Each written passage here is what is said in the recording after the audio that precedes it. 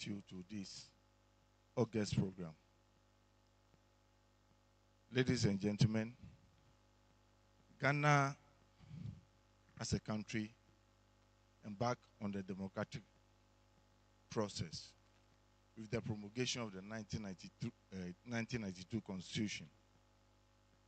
And over 3 decades, we have practiced this democracy. And you all believe that this democracy, the practice came with certain issues. And these issues are issues about women representations, fair opportunities for women in terms of access to health and education. And there are also issues with what? Gender-based violence perpetrated against women and children. And it is time for us as a nation to reflect on some of these challenges that women encounter day in, day out. And as we reflect on some of these challenges, ladies and gentlemen, we need to find solutions to them. A new government is in place, and they are putting together their priorities. And it is a high time we, as women in the Volta region, that our voices are heard.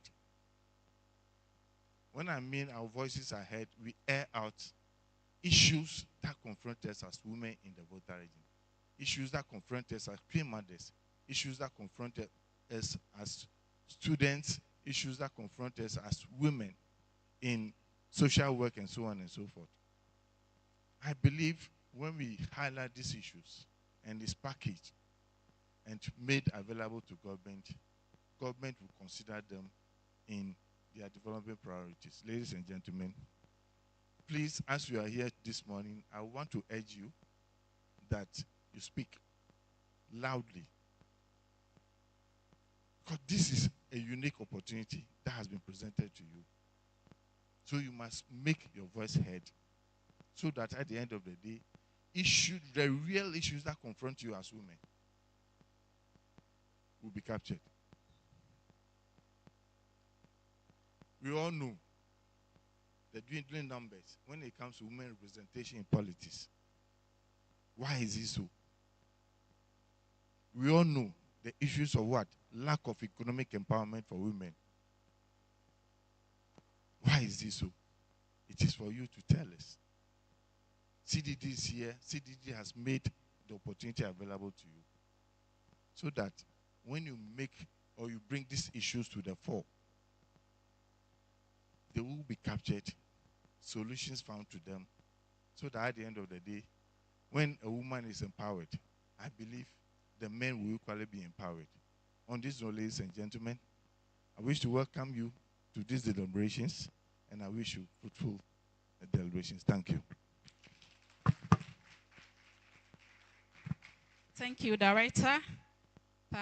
Enya ike miafe Chief Director Agbula puide kwenye ebe CDD enami monu pokpo egbe be mi afonu nu iketa alo susu iketa mikpobe never dunya gbolonya ofa kpajia nyonu wa vide ko mikpona le miafe economic empowerment alo nu ike hena gavena mia tigede mikpobe nyonu wa o metankpona monu zan egba monu pokpo vanami bele iketa alo nu ike mikpobe enye kukia mi agbole adawiko lebe midola miawanuka ado eyache. Director, thank you very much.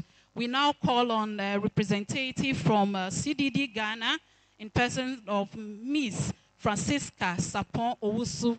She is their research analyst, and she will give us a brief remark and also give us a presentation. Why we are here today, she will tell us. Madam, over.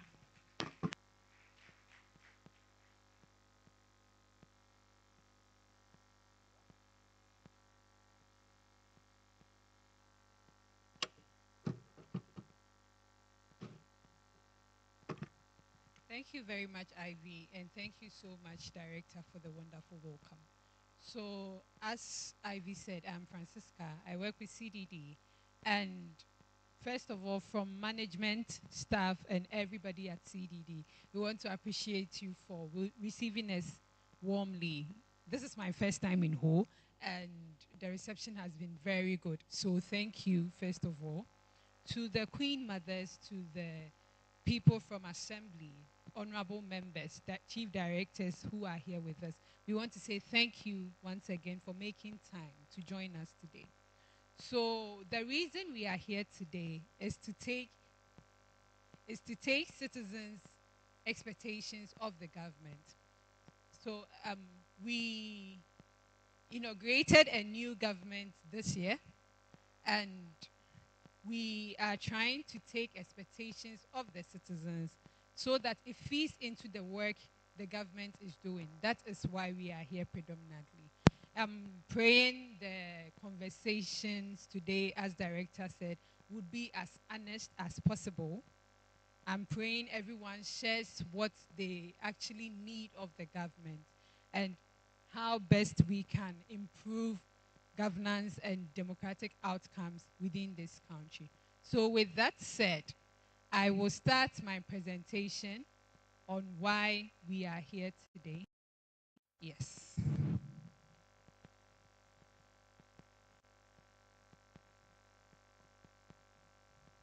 Right. So as I said, this is a town hall gathering the expectations of citizens' perspectives across the country. So how many of us are familiar with CDD, please? How many of us have heard of CDD before? Obemia menene se CDD-Ghana fenkokpo amenene nya do asideji mi akpo mi afasi odanwede. Okay. Okay. Thank you, Ivy. So CDD is an independent, so we are not a government institution. CDD is an independent, not-for-profit, think and tank. So we work through research, advocacy, and policy engagement to improve, to promote and strengthen democracy in the country.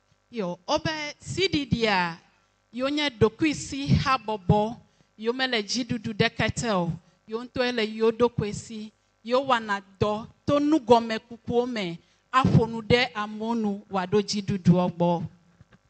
Okay, so we work across several thematic areas, including corruption, gender, elections, social accountability, and many others.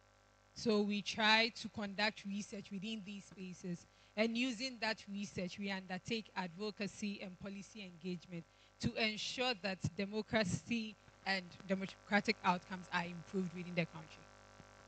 Obe yo wananume kukucho nyonu okpele nchuo fe nyausi agbo zanu corruption nyabetemi semede zanu hohonye corruption fakpa de kagake eya kominya nu fiti wa yo wana nume kukucho ema okatame eyodona down na jiduduo. Okay. So as part of the work we do, as I said, we conduct research, and we have noticed over the years that citizens come out to vote, and once they are done voting, they relax in their homes and expect the government to do, their appointees to do everything. But we all know that our role in the governance process is not limited to only elections. There is more to that. We are required to participate actively. And when I say participate, it means to be present at town halls, to be present if things are not going well and there is a need to have a protest or any other thing. But over the years, we've seen that citizens just vote, as I said, and then they go back to their homes and leave everything to the government. So this year, we said, okay, a new Mahama government is coming in. What should we do differently? And thankfully, we got funding from the UK government through the FCDO to undertake a series of town hall meetings. So all we do is create a platform for citizens to share what their issues are within this country. And we think this is necessary because we have to gather the expectations of citizens of a new government. They come up with their manifestos, they come up with all their promises when they are campaigning. But most of the time, these are not fed into by citizens. These are developed by a manifesto committee or something. Most people do not come to the grassroots to ask these questions. So as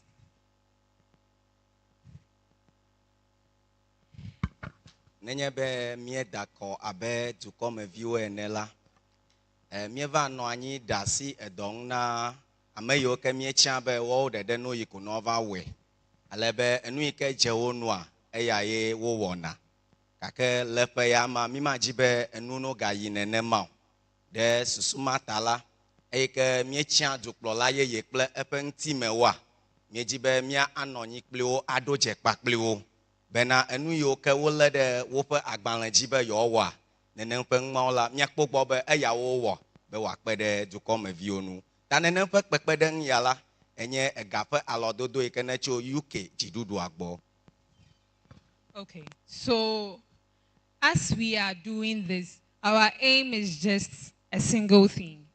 We need you to tell us what the government should prioritize. What should be the priorities of this government when it comes to the citizens? This is why we are doing these town halls. And the whole point of it is that we want to give the government a blueprint. This is what we want. Take this document, go through it. At the end of 4 years, you cannot tell us you have an excuse for not doing it because we told you. You didn't come to us to ask, but thankfully someone provided a platform for us to ask these questions, make these comments. So we have told you, these are the issues we want. And at the end of 4 years, we will hold the government accountable with these issues. Ta egbe eyi ke mieva ƒoƒu abe dukɔmeviwoe na, miaƒe taɖodzi vevie nye be míawo hã mía alé susuawo kpɔ, miakpɔ ɖa kpɔ be nu kawoe nye nu yiwo ke ne hiã mi abe dukɔmeviwoe ene, ekawo wòle be míada ɖe ŋgɔgbe gbã, eyi ke míakɔ atu míaƒe ŋgɔgbenɔlawo be woakpɔ egbɔ na mí, nenem ƒe nu mawo tae mieva do go egbea ɖo. Okay. So we are conducting 14 town halls. I know you see 10 over here. We are conducting 14. 10 are general, and they have been done across 10 regions in the country. So as you can see, Bono, Upper West, Eastern, Northeast, Western, Bono East, Oti, Ashanti, Central, and Greater Accra. Too fast. Okay. And we recognize that there are some groups within the country who need special attention. And these groups require that we have specialized town halls for them to understand what their needs within the country are. These groups are persons living with disability, women, the aged, and youth. And when I say these groups are special, I do not mean they have any special thing I mean that they have specific needs that are peculiar to them. Needs that every other person do not share. So that is why we are coming to the women in Ho today, to have this conversation with you, to understand what issues you face specifically. Last week, my colleagues were in Tamale to have an engagement with youth in Tamale, to understand what the needs of the youth are. In 2 days, my colleagues will also conduct the same town halls with persons living with disabilities and the aged, to also understand what their issues are as well. Ta miaƒe kpekpe yi ke wɔm mi le la, mietu ŋkume abe toxɔtu ɔme 14 sɔŋ yiwo ke miado go wo awɔ kpekpe ya gbadza, gake le ɔme 4 ƒe wɔwɔ me la, eyawoa mietsia mo tɔxɛ abe eyi ke wɔm mi le ho egbe ene, mietsia nyɔnuwo tɔxɛ, mietsia ame vovovo be mia aƒoƒu eye miaɖe aɖaŋu. Miekpɔe de dzesi hã be miame sɔhɛ aɖewo la, hahiã vevie aɖewo le wo nu, yiwo ke wòle be miadzi ŋuɖoɖo nyui ŋutɔ nɛ. Ta eya wɔe be míaƒe ɖoɖo ya me la, míele eɖewo wɔm yi ke mitu ŋkume amehame aɖewo, eye mi le eɖewo hã wɔm gbadzae be miakɔ aƒoƒu susuwo nui. Thank you. So this is how we are going to go about these town halls. During the forum,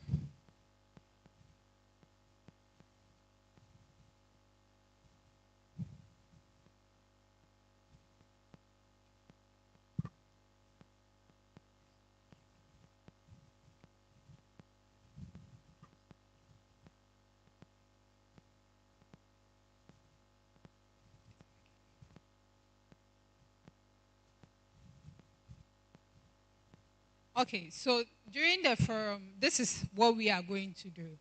We have a couple of commitments the government has made. So let me pay poema and we okay wagamila a yaume at togamila fia. Miapa jidudwa eglonyado and ya lediado by a yawo, mia lankude wonu. okay, so we'll present you with these commitments and then with questions as well. And for some of them, we have proposals for reforms. We'll share these with you and open it up for discussion so that you let us know what you think about those issues. And once this is done, we'll collate everything. So all 14 town halls, we'll put all of it together in one report. And we will hold a national multi-stakeholder engagement. And then we will highlight all these issues within that engagement. Jideponya yoke wonamia mie pofu edeonu alebe milenkula gede wokata me aleke wole mioha miagbo abe dukome viwe na mia de mia to aglo alebe ne mi gblela ne mai mia tipofu akoyi ava wo takpekpe gan le ngogbe ai. Okay. And over here in Ho, the issues we are going to discuss are women's participation in decision making. So how are women involved in decision making across the country? And then we will discuss issues around women's economic and empowerment and agriculture.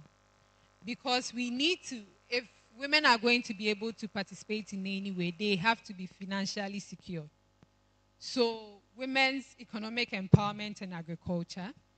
And then we come to issues around gender-based violence and reproductive health, maternal and reproductive health. That is not here, but that will also be covered. And we'll talk about issues pertaining to education, anti-corruption, constitutional review, and local government. Ke eyike mieva ho ekpekpekpe ala enu yo kenu mijibe miele nkudoa egbanto enye nyɔnuwo ƒe ɖetsɔleme le ɖoɖo wɔwɔwo me ate ŋu anye ɖoɖo wɔwɔ le miaƒe golɔgui viawo le assemblywo kpakple edugãwo me eyawo nye nu yi ke miele ŋku ɖem. Evelia nyɔnuwo ƒe gakpɔmɔnuwo alo asitsanyawo dodo ɖe ŋgɔgbe kpakple agbledenyawo eyawo hã enye nu vevia ɖe ke mi le ŋku lege ɖe nu egbe. Nyɔnuviwo ƒe sukuyinyawo ale ke wotsɔ le dukɔ me la eya hã miadro nu me aku ɖe enu. Nu fitifiti wɔwɔ ƒe avu yi ke wɔ mi le alo kame ke te mi le kpakple nu fitifiti wɔwɔ le dukɔ me la mi le ŋku lege ɖe akpa ma hã. Míaƒe ese alo dzena yi ke dzi miesɔna abe dukɔ enea ɖɔɖɔɖo ɖewo li wole be wɔwɔ. Nene ƒe ɖɔɖɔɖo mawo la mi le ŋku lege ɖe akpa mawo hã. Ke ne mi be local government eya nye nyɔnuwo ƒe gege ɖe dziɖuɖu alo ŋgɔgbenɔnɔ ne nuwɔnawo le dukɔ ya me. Nu mawo nye nu yiwo ke mia le ŋku ɖe wo nu. Okay, thank you. So to help with these discussions, we have very important people here. We have Her Eminence, Madame Joanna Ajua Opare, who is on the he is a governing board member of the National Peace Council. And she is a steering committee member for the Affirmative Action Bill Coalition. So she is going to take us through the first part of this discussion, which is women's participation in decision making. What can we do to improve women's participation in decision making in Ghana? What are the challenges you face? What are the opportunities for engagement? So Madam Joanna Her Eminence Joanna Ajua Opare would help us with this discussion over here today. And she will be supported by Miss Becky Ahaji. So with a round of applause, if we could invite them here. Oyola Ocho Peace Council. Amayoke Ponagbobe Nutifafa ele miape dukwame. Alebe enye amaike eduje lenu gede ome pa. vevieto enye ale kemia wo be Ghana nyɔnuwo hã wakpɔ gome le miaƒe dukplɔnyawo me kpakple wakpɔ ɖoƒe le dziɖuɖu ƒe ametsatsawo me la nenem ƒe sema la wɔwoe kpɔna nyamawo dzi eya ta mia ne mɔnukpɔkpɔ be wakplɔ mi to eme. Hello. Hello. Ndene miavete edo yo miawe le do jilo yo. Since I come from the great Sokode, the best town in the whole wide world.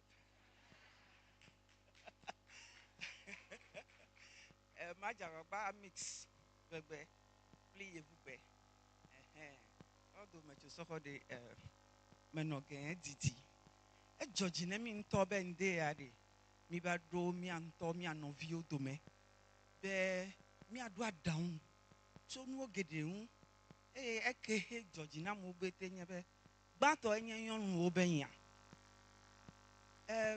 Dukoye yeva. Eko enyado daran. Matwe be servido daran akọ klodo kwe. Eleke. Wa klo dukoye. Ese o ko daran de. Eko yan o daran na yon we. No ka mi awa na yon we. Ya o che wa yingo. He wa nyone we. Gede o cho galeme ga ke mi o ya de. Yon o to. Gbokpogbe mi gbo. Duko globe 30%. Your mandate, minimum of 30% quota for women in all political appointments. Da no cho amewoyin elebeton nenyen we. Mi awe abe duko me vio nene Ghana vio nene. Eyadaka he zigede ne duko deva he me wa nyebe. No vawa bana promise me no le campaign ne wa. Oh mi awale, mi atule, mi atuhoa yima ugbo, mi a trovota rigi mi awale. Gake no duji he vade. Me kwe dabede. Enya keto ho glone mi de o le jidu ha. Ami azipi. No ba we kaka eleke ho no de kemi ojovo. Kemi la vifa. Mi agava amembu ava. Ta CDD-Ghana do kwejibe. This time day, you are don't kujinemi. Look at all head to cover be you are. Bato enye you are bobe. Yon wo le nusi anu mede. No cho ewo wa meton anya yon we. Nuka pom mi le fifie. Fifie in nemi po appointment ke to ho wa. Minister wa mene no cho. 42% ko enye mi atole melo. Ya mi kwa madre cho gede eme. Mi atwesigbe. Mi kwa suso da. Nemi deputy ministers so boy. Ame vepe ko cho la me wi etome. Eje mi anwa. Ta egbe mi adoje. Mi akuya mi akpo akweda bede ele mi awa. He mi ano government nkudoji ne bede elo ogbo eke eye oduji alo omeduji o tajaragba na wenyenyen mi kake afi ma yijila ma gbo be nukata amedo anoba bia be yon lo cho belemu mi do be no danu la femewa eme do be no jiviwa ne pawo yanto mi nyebe he ma o he do nchudan ekwo ebe nchu ebe nu wanu blanu ya da kapele ta ya na medede nenu si anu ne so ta ne nchu kwa afọ he yon ho metutu yi ode ma nyo ya ta mi leda ya ta mi le nu bede na nchu le fi mi le obe yan ogboro de ele be yon ho cho ne nan ele be nu ke to he jo de yon ji de menye si bo jo de nchu oji o ta no le susu wa he le ese o wa klito de ele be yon ho cho no nan no gboro to be de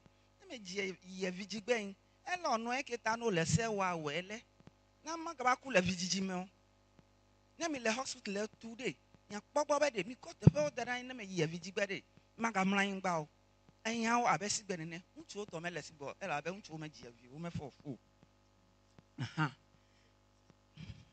So, oh, sorry. I hear there are Brony people here. I'll speak a bit of English now. So we are looking at the ways in which governments can improve efforts to ensure greater female participation in all the leadership roles we are talking about. So whether at the district assembly level, at the level of parliament, what have you, how are we going to ensure that we have the women at least 30% as government has promised? Is the election of MMDCs the solution? And looking at that, I cry at the numbers for women at that level. Because minyabe at the lowest leveling, yon wo fimi wa dogede le plinuwe eta fimi che fimi bon level menyokra ta elemiawe egbe mi ajuro nu mecho yaun. What role can the Affirmative Action Act 2024 gender equity play? Yanto minyabe fifie esele hele nubede nemi le nusi anu wade nyonu alesunu olebene no fimi fifie esele cha eseme no anyu ta na duko de si adeva kode eleke ho no de you about where they come and decide on which numbers to take and so on. Now we have an act which is telling government do this, do that, and so on. So we have the legal backing. What are we going to do?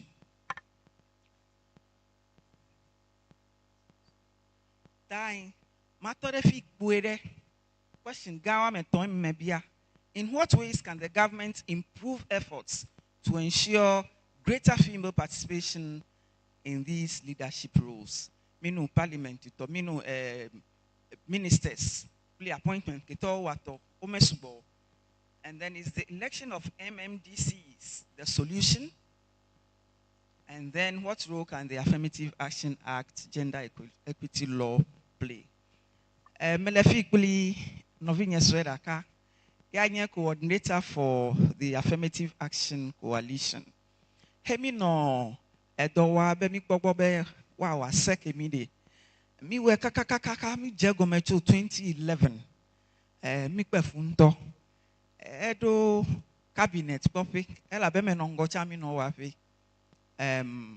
Gake umetan wa law. Ega gbugbo yi kaka fifie ma obe didia. Last year ya daside dume be ezu se so be nemi le nusi anu wade mi po yon ugbo.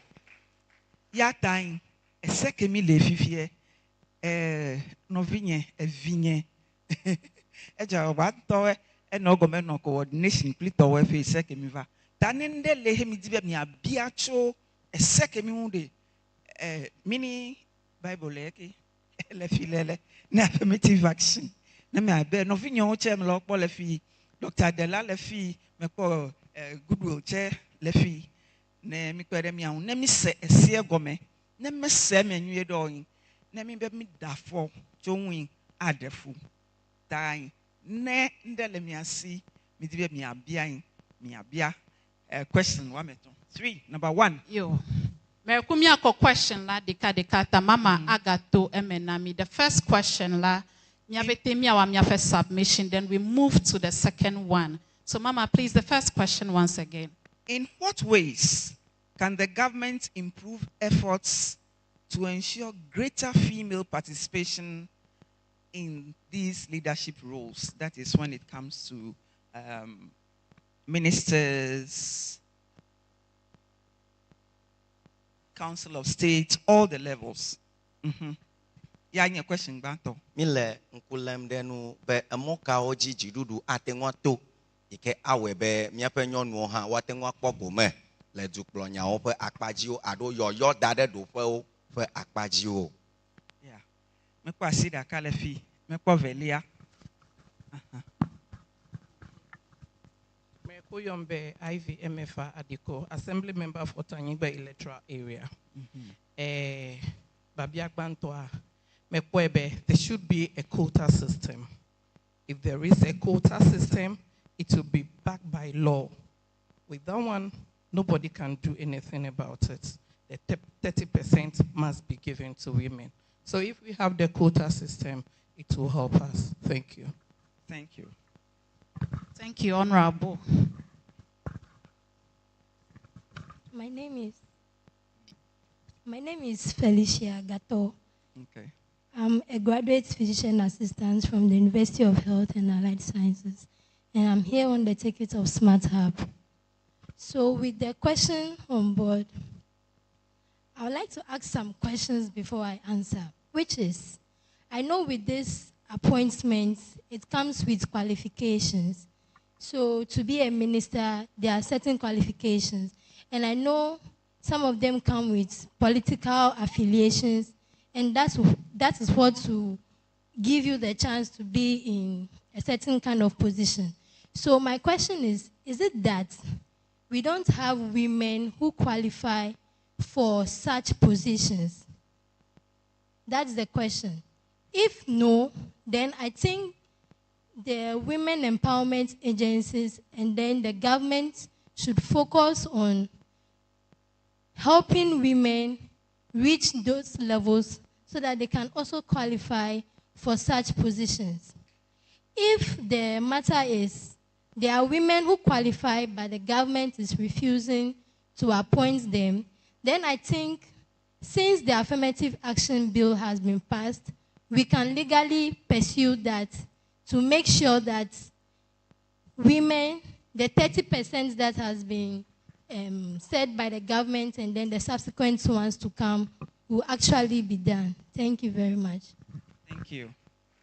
Thank you. Third question. Yes, ma'am. After the first three, we will answer. We'll attempt to. Hi, everyone. My name is Princess Tulovia Tete. So I'm from the Civil Society Organizations platform on SDGs, Love Aid Foundation precisely. So for me, my concern has to do with the lot of policies and laws we have. But when it comes to implementation, that is where challenges are. And then the decentralization of these policies, a well clear-cut processes to ensure that our women or our girls are in participation in decision making. Now, for me, I want to say that we should have engaged our girls as well, because the development process of girls are different from women. And so I was thinking we'll see some girls here because they also have to bring their voices, because they'll go and get to some of the levels of women sitting here. And so charity begins at home. We would have to start from the early stages so that by the time they get to our ages, they are more empowered, and putting them in government positions won't become a challenge. So me, number one, capacity building is very important, especially from the side of government. Then also our women in governance up there, they have to foster some of these synergies, bring about synergies to engage other women at the MMDA levels, at the MDA levels, to ensure that we have a balanced participation of our women. So if we have voter region, we have some participation, central region. So at the end of the day, we have some quotas within those regions, and we see our women participating. If we don't do that, we the women ourselves, we need to pull ourselves along, because the male are dominating the spaces. And if we want to bridge the gap, we also have to wake up. If those of us up there are not helping those down there, I don't think we'll get there. Thank you. Thank you very much. So we will look at the first three questions.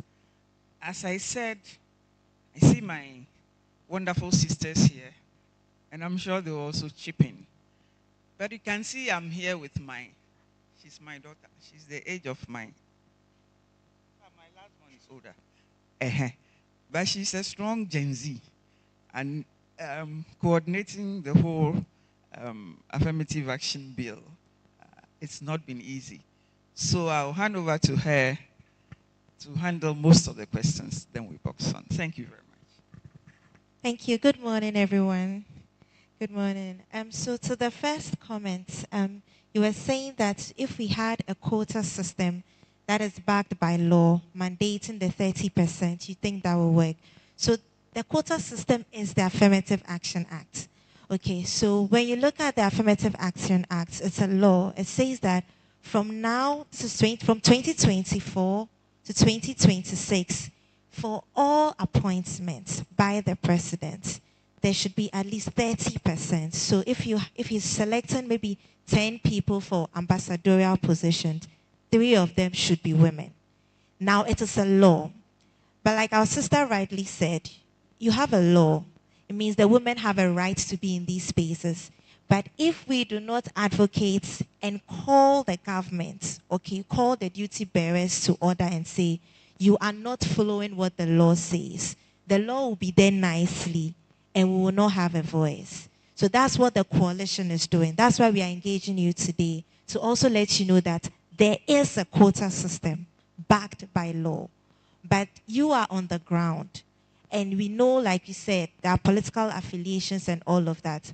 What do you think is the reason why, even though the law is there, they are not appointing the women or allowing you in this decision making? So we want to deliberate with you and strategize with you. Then we go back to government and say, these are the challenges we are having, and make sure that you address them. Please, are we okay with that? So I just want to clarify that the Affirmative Action Act is the quota system we are talking about. From now to 2026, 30%. From 2027 to 2028, we are looking at 35. And then from 2029 to 2030, we are looking at 50%. Please, are we okay? All right. Please, will you translate? Nudodo yeke wona lekpi me eya kwenye be. Aleke mia webe nyonu ha waka kpade nawo be bososome ma no jidudu pe ngogbe no la domea. Eli menye de menlio. Enu yomi lebe Affirmative Action Act ma. Eya enye nu ewo docho nenem pe dodo manu ike webe nenye be wo chia jidudu pa mo adon ngogbe no la o me wo la. Elebe o me ton 30 ne wanye nyonu ne wonye alofala kelebe o me bla ton 30 eya ha wanye nyonu ta nenem pe sema ike lifia eya ŋu lebe miakpora kpo be leke miawe be nenem pe sema na te ŋu wodo mega nye nu ko miachi de yame aba flaga na no kpokpomo ke bo miakoe akode edowona me. Thank you. And I also want to explain that it's not 30% all of the sectors together. So if it's only Council of States, 30%, ministerial, 30%, presidential staffers, 30%. What the government is doing, you see that in the last State of the Nation, he said he has achieved 23%. That's not true. It's supposed to be sector by sector. If it's district appointments, 30%. So they're not supposed to lump it all together. So that's why we have to be watchdogs and see. So even if it's appointments, maybe to the MMDCE area here, has he done 30% of women appointed to your area? Please, are you with me? So for every sector, at least 30%, that's the quota system we should work with. And so for us in our organizations, especially those in the government agencies, you have to bring up your voice and say, there's a law that we have to comply with. If they are not complying with it, you make it known.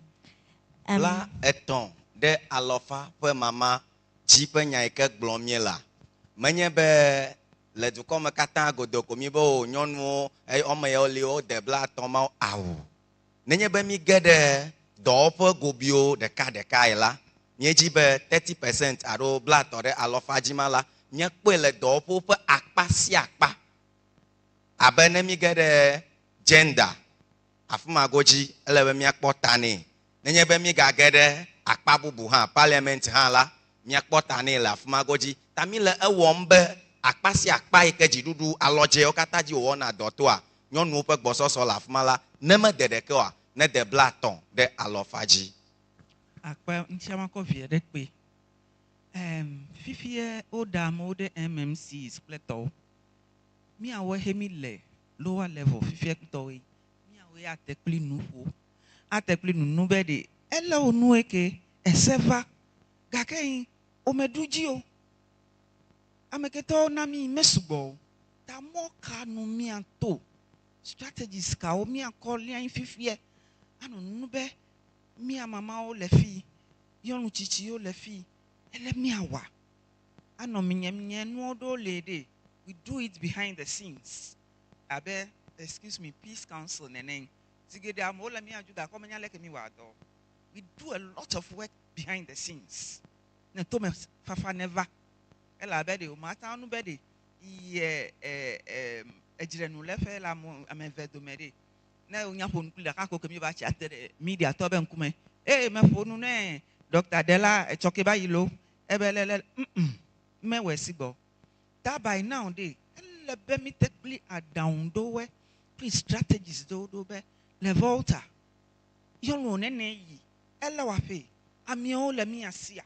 Mo kanu mi ato. He mi ache mi no plan no wa. No be hey kemi le ready. Mi do amo da kritowe. Ela be me ko be he sisa no no fode. En kemi do to me. Ya do di mi le be de. Ne mi anon chichi ne mi anon ogbo. Gake. Ne mi jo le fi egbe. Mama ole mama we ele mi adomede ele amedo le mi ame watan wan yi nukata o metan yi o nade le mo he ne we a nuketo le mo he ne we de ele mi awe ke wa nyone mi abete kakaka by next one he wa de mi wa klalo mi o ya mi abe list le mi asi yan be Dr. Della yellow whatever it takes mi awe let me wa shi obede eyi yon ogede nedo decision making politics yan eganyan de funewe afi afeme yan we culture nuto bete elemi atekpli nu le mo ka nu mi ato so that nega doji next time dey o ma jele mi anwo mi ayi ta ma de kuku ne mi no ta me bucho ya ha ho ekwe that will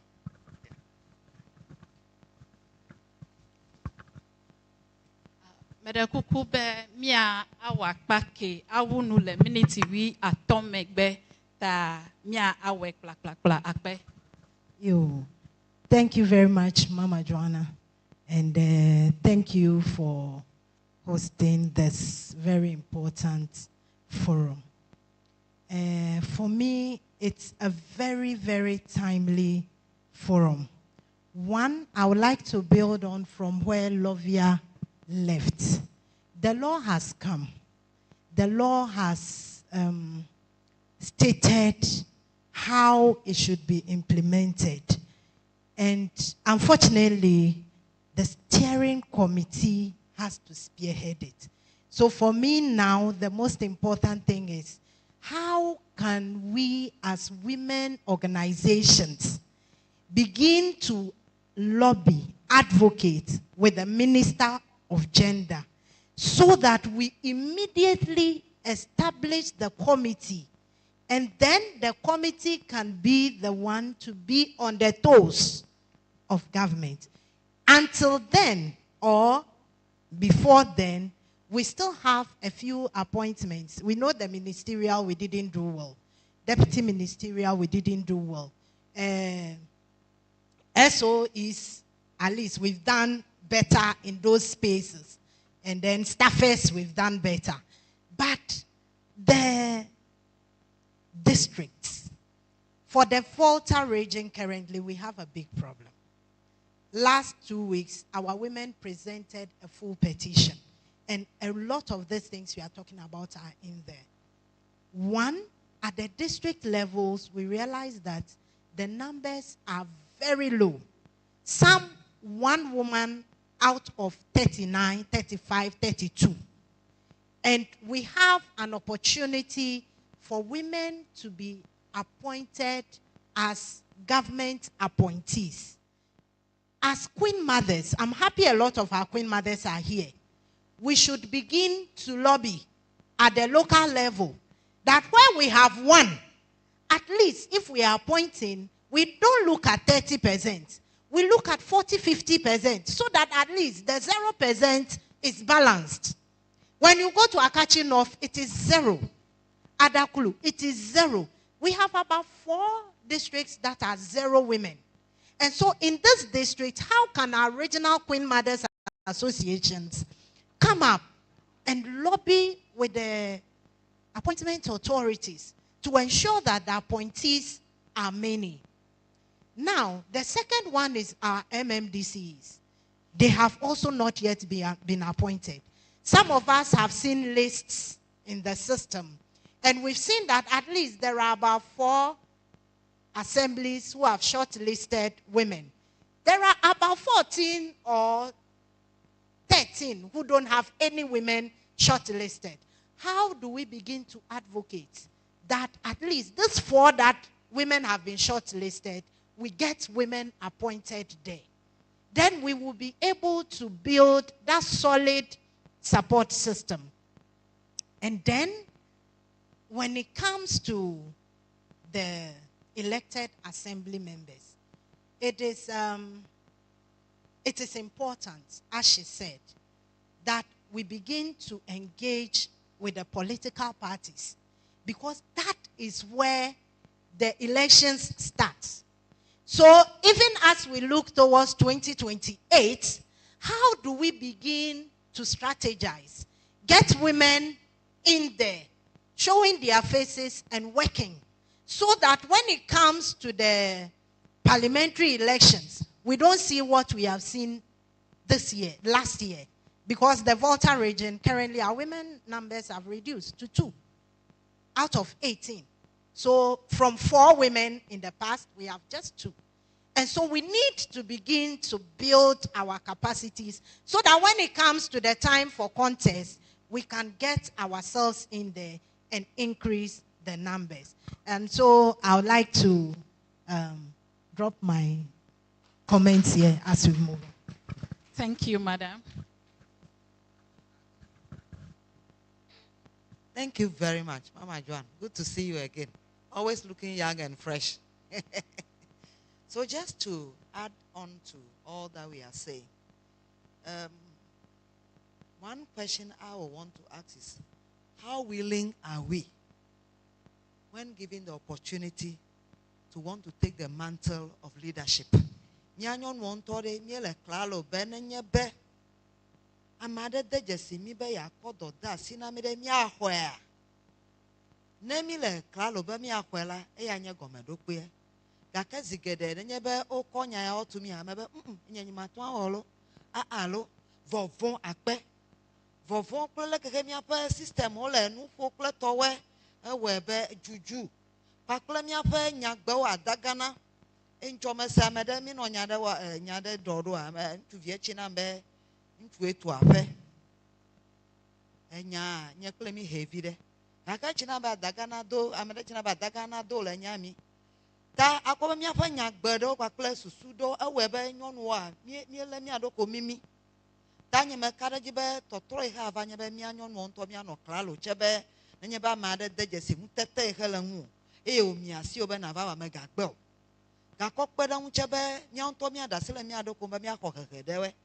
to allow ourselves to receive some capacities.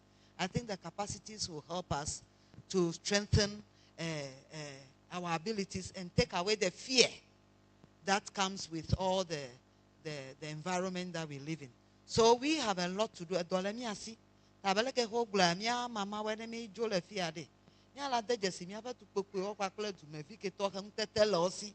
Wa to na mi aje o hezireka.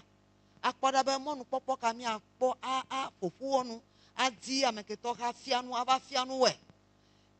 Amedo le klalo wa ga ka gado ma ega. Ela be nye be popo ama onu be ya fianu wa. Ke efia be le be na di sitting allowance splendor kokpeda amole ready awe. Nebe mi alon be mi awon na nu ma olonu fa.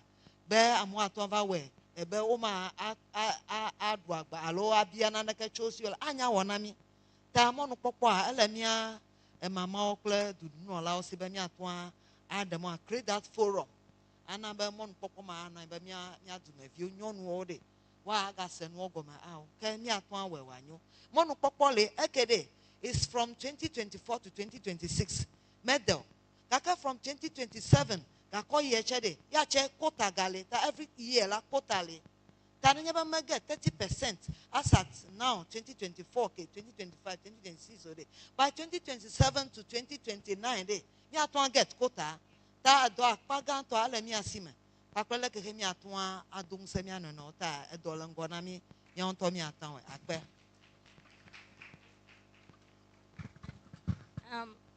makono susu eda wunu I don't even believe it. Okay. This is just something to confirm all that earlier speakers have put across. I noticed some time back that leaders in the north, it was Queen Mothers in the north, very good. It was a giant step to speak up on their non-representation so far. And I'm saying women are speaking up, groups are speaking up, so we should. So I'm using all the modus operandi from Lovia through to director, Thy Will, through to mom. I mean, it would work.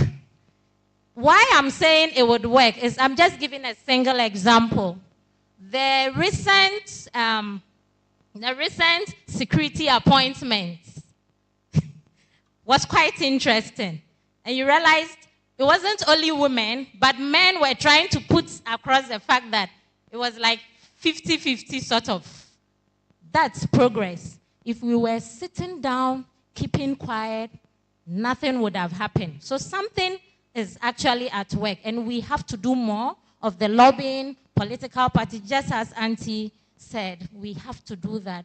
And I believe there's light at the end of the tower. Thank you. Thank you very much. We'll take the last 3 submissions. We'll make it brief. I'll make it 4 because of GFD rep here. So please be very brief, straight to the point. Thank you. Akbenami, nkoyenye Esther Choma for that day.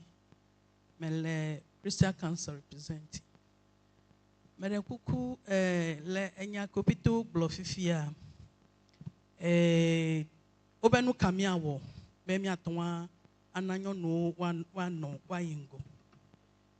O se alabele eseke huwa ameko po se jime onye lawyer owa. Minamia form nyonu pe court. Nuke tamele nyake blenye be nenyebe nyonu de qualify. Especially nuke jo this year election of MMC or MMDC. Nuke jo enyebe akpobe nyonu o qualify. Kake amedola otomegbe va play eternal amekola mo interview. Eveliela nyonu ohun le enuki ejila nyonu keto qualify la, they don't want to pick them because of personal issues.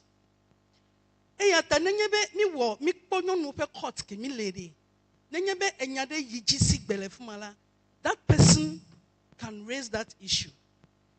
Evelie nyebe me have groups where keke nyonu lo meza Christian Council if mi nyonu lo me religious council and other things. Then you be edo amechiachia ojide.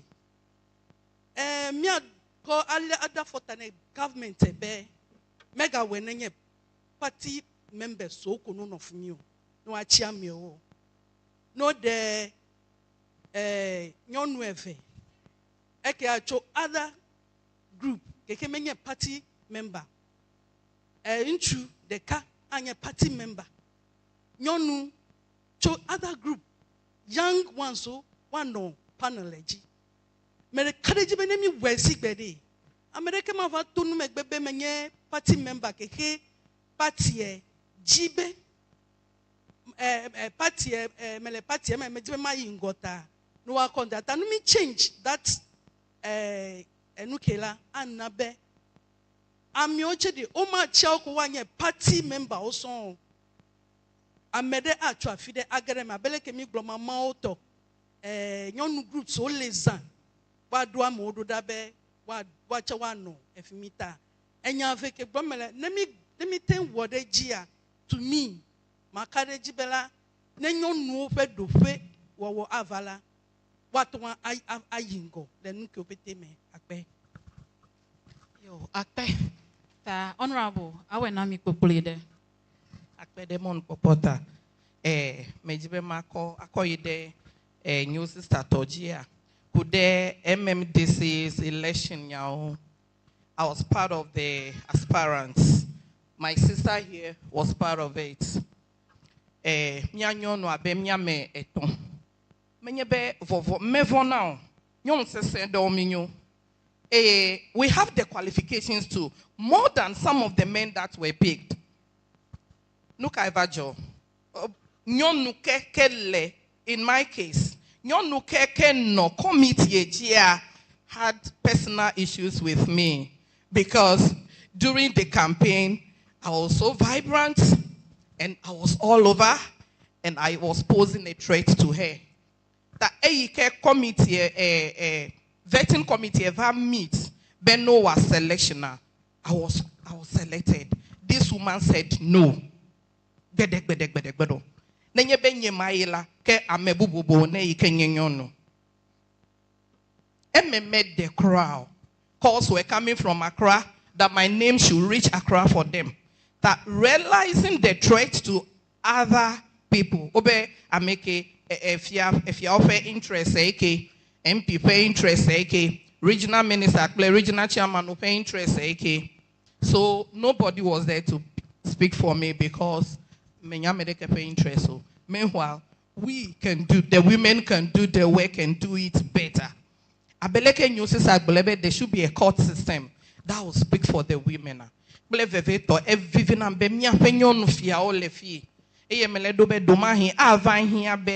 Miamero miaje gede miafenyon fiaoje eyo kemecho miafe electoral area wo ha miaje gede oji anon mede now ela bena mianyon no pe wo fe veto l'assembly day eleve. It's so important. Sorry, I am going the local way, but some are not understanding. Sorry, but I want my local folks to understand what I'm saying. Enye vevese senam alegbe because menye enwe de I am qualified. Afi enona vai nyonu kelo menyenchu eno against mu. It was a woman. I beg bedek onkonye ma dogen because if you can cause one of a from Accra benkonye ne dogen enkonye dogen de other interest groups open interest de oma va position. Tami de koko women, let's rise and fight for women. Thank you. Thank you very much. Straight to the point. Make it very brief. 30 seconds. My name is Judith Kulu, the wife of Caribbean Kofi. What I wanted to say, my sister has already said it. We are our own enemy. There are women among us who have the syndrome of pull me down. When they are there, they won't allow you to go on. They will not. There is no unity among us. What I've observed in West Central is that they are in groups. If you are not part of the groups, you will not go where you want to go. So there must be a unity among us. There must be a bond that, even if I will not go, let me support my other colleagues who are qualified to go. So what I wanted to say is, minamia wanovi, nenovi wawale miya mede, man of fwenjine miya no na otanenye benyonu le tefere oh me pomo. Enye metwa mekepo memo ameke mecho fonye mota sigbeko lebene tamede kuku minamia wanovi mi pede mi anonu enye mele politics walo banu ke me observe for a long time among women eya ke glomele akpe.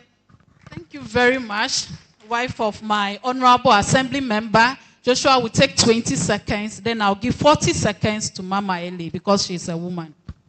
Thank you so much. The problem here is personal interest.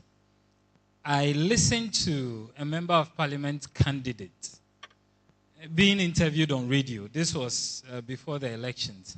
And everybody that called in support of that member of parliament had nothing to say about the systems, the policy that member of parliament would implement.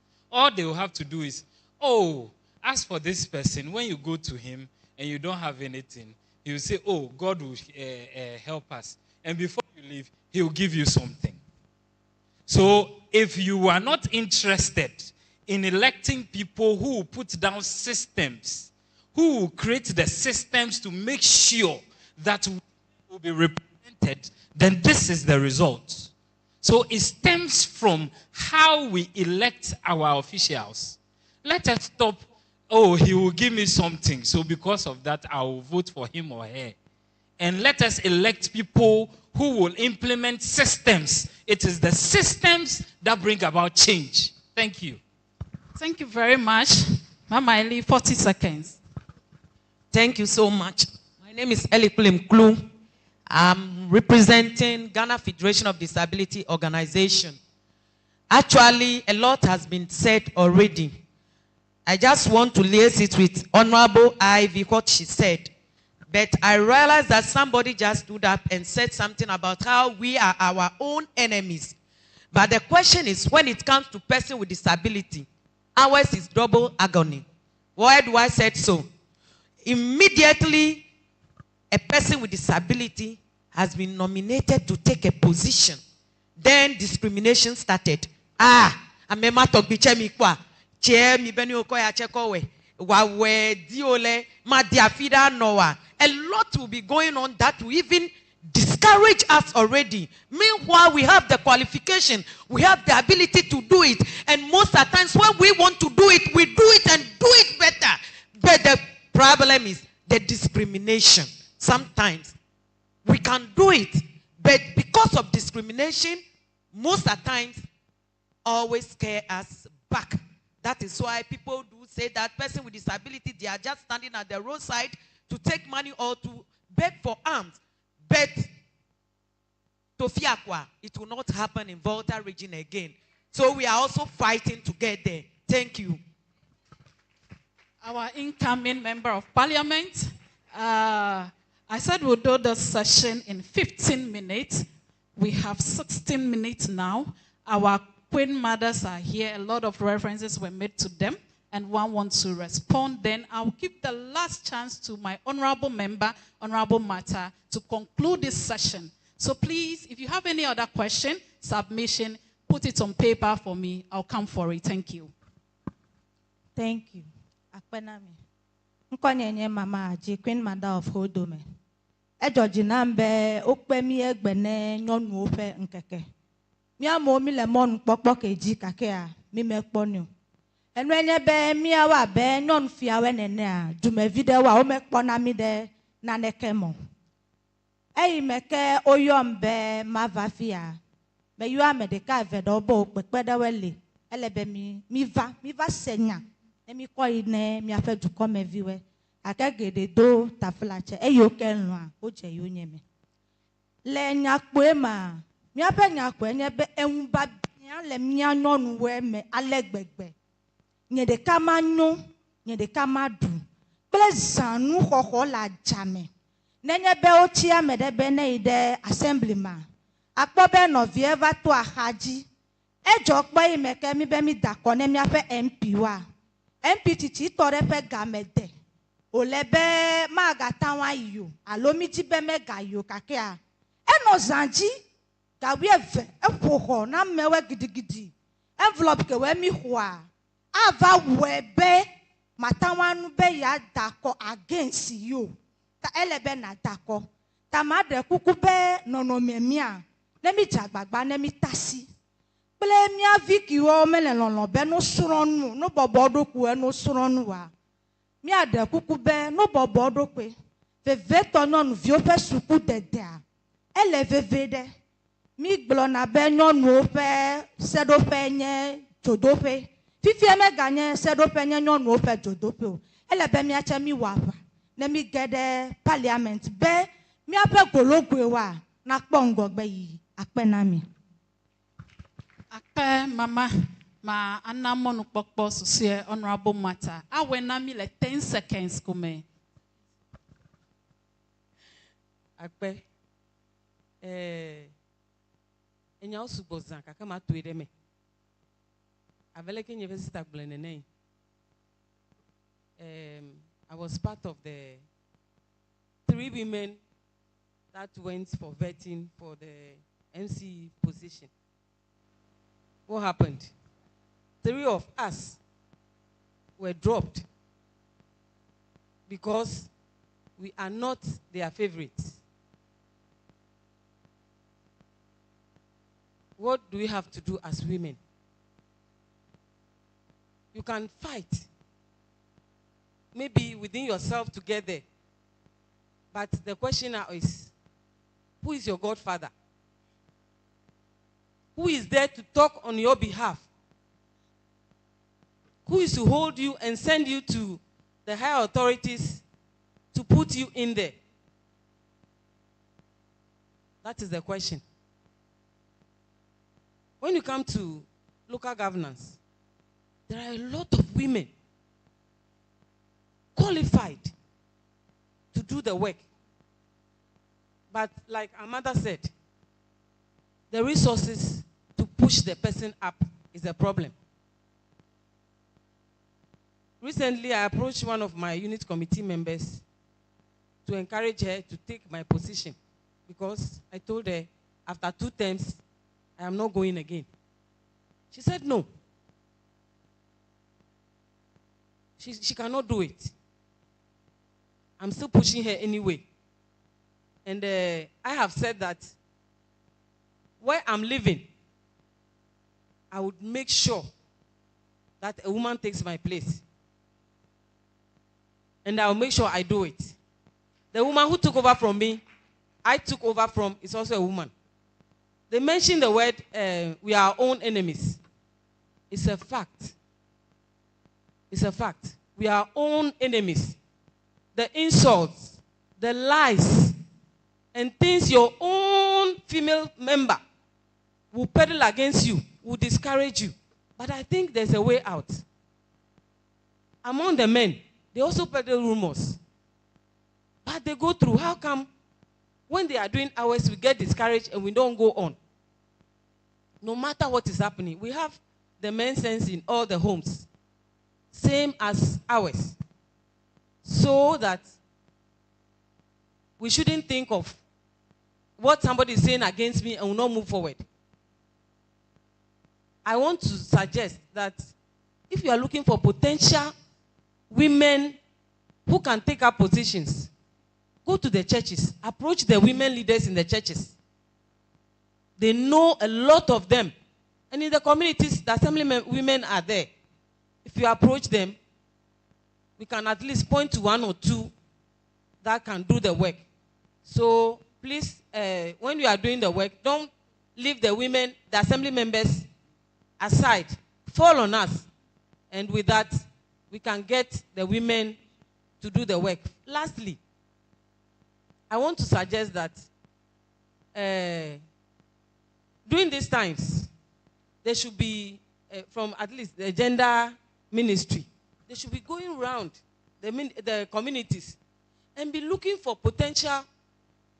That's what I said, that they can go through the assembly members to know the potential, the women who have the potentials, so that in times like this, they don't have to wait for us to go through and be dropped before they start begging on our behalf.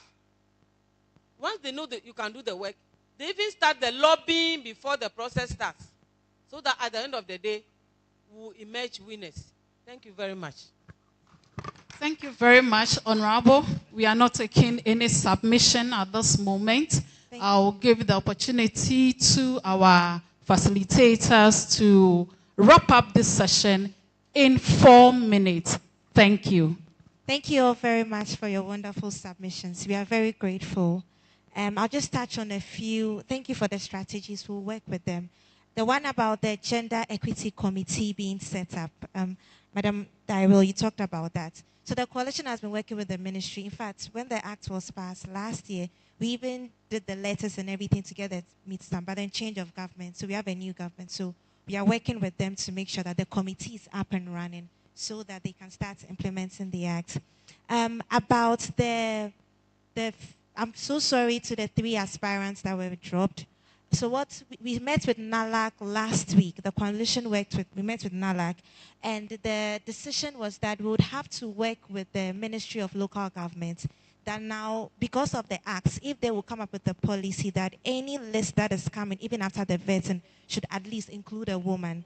From there, then the president can make his appointment. We've seen that, like you said, the problem is at the local level. If the list should get to the president seems to be intentional about appointing women.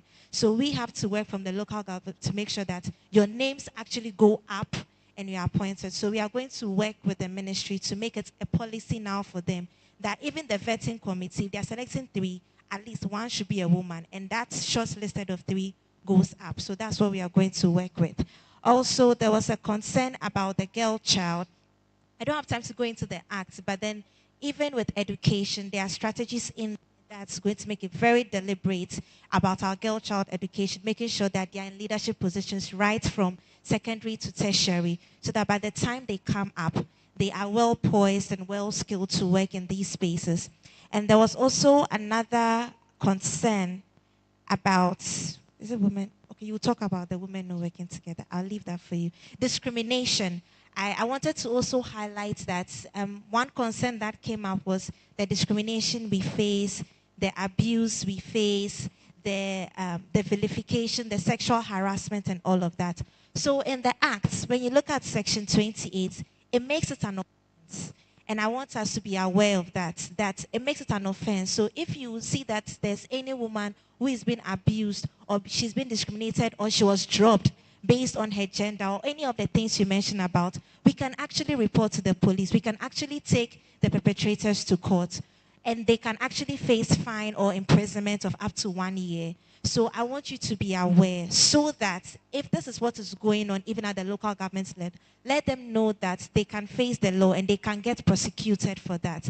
If we let our women aware that there's a law that makes it safe for you to be in leadership, I think it would encourage them. So please note that it's an offense if you are being harassed or being insulted or abused because of your leadership position, and the law can protect you. So, Mommy will wrap up. Thank you very much. Since Thy Will is here, one of your first, I'll give you assignments. One of your first proposals should be looking for some support to do a workshop on the Affirmative Action Act. We have asked for abridged versions, flyers, and so on.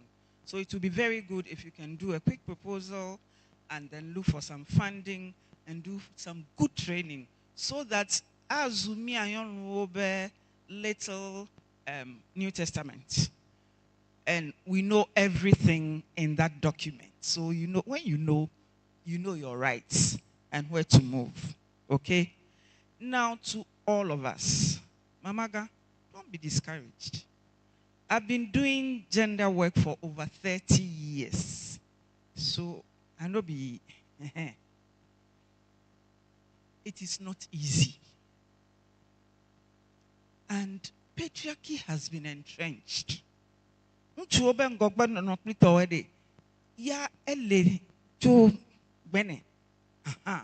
So, and it has something to do with power. And power has something to do with money. So if you want to change it, it'll be easy. It will be difficult. But you don't lose hope. Isaac dug the well several times. Mega lose hope. Somebody spoke against you, although you are qualified. Sit down. Do some introspection. Where did I go wrong? What next can I do? Who should be my ally? So you form strategic allies. So if somebody is the one who has the decision-making role, before you go in there, you know that as the tree will say, ho, ho, ho, ho, ho. And you strategize. Do I pass through A, B, C, D to get to this one? So that you beat them to it. Because it is not a level playing ground. Daddy, we will not get to the 30% and the 50% tomorrow because the men are far ahead of us. And women are not their own enemies. It's the system. Men kill each other. And somebody is just using some term for us as women so that we'll keep saying women are their own enemies. The slightest thing. What about the men? They kill each other, dissolve each other in acid and so on. And nobody says men are their own enemies. Why?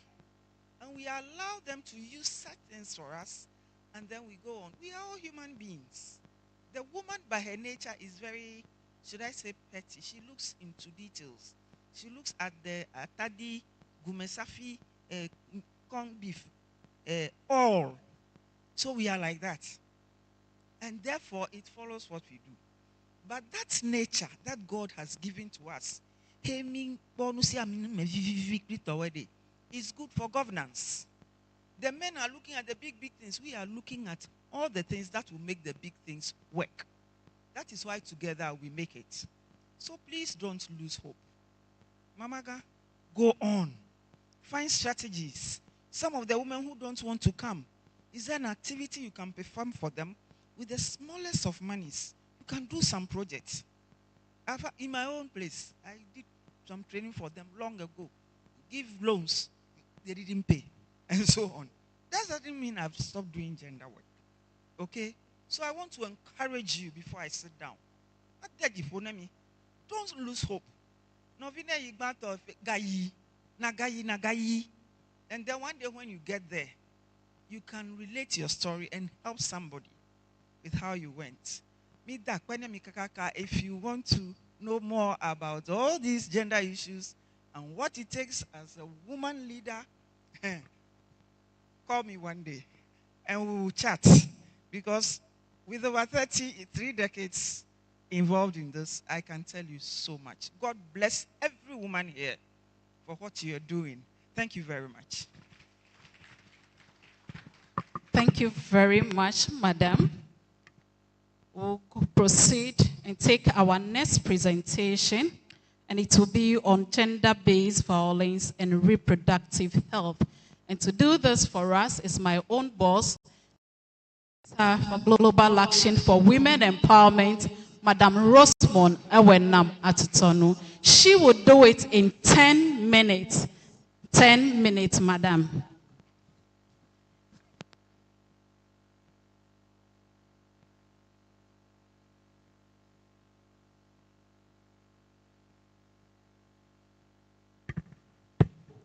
Yeah, thank you, Madam Ivy. Okay. Good morning, everyone.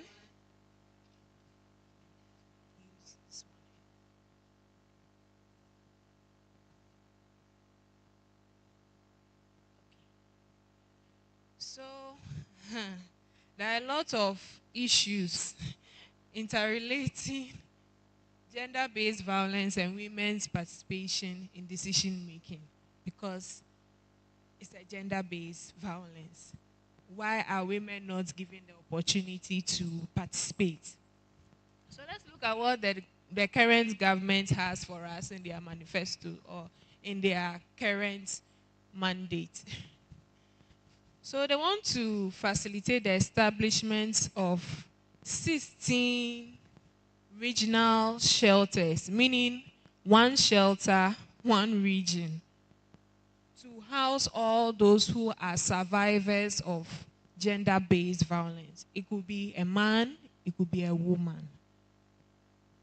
Then also they want to develop survivors care kits for victims of gender-based violence, including free legal services, medical examinations, emergency contraception, HIV prophylaxis, mental health services, and necessary medication.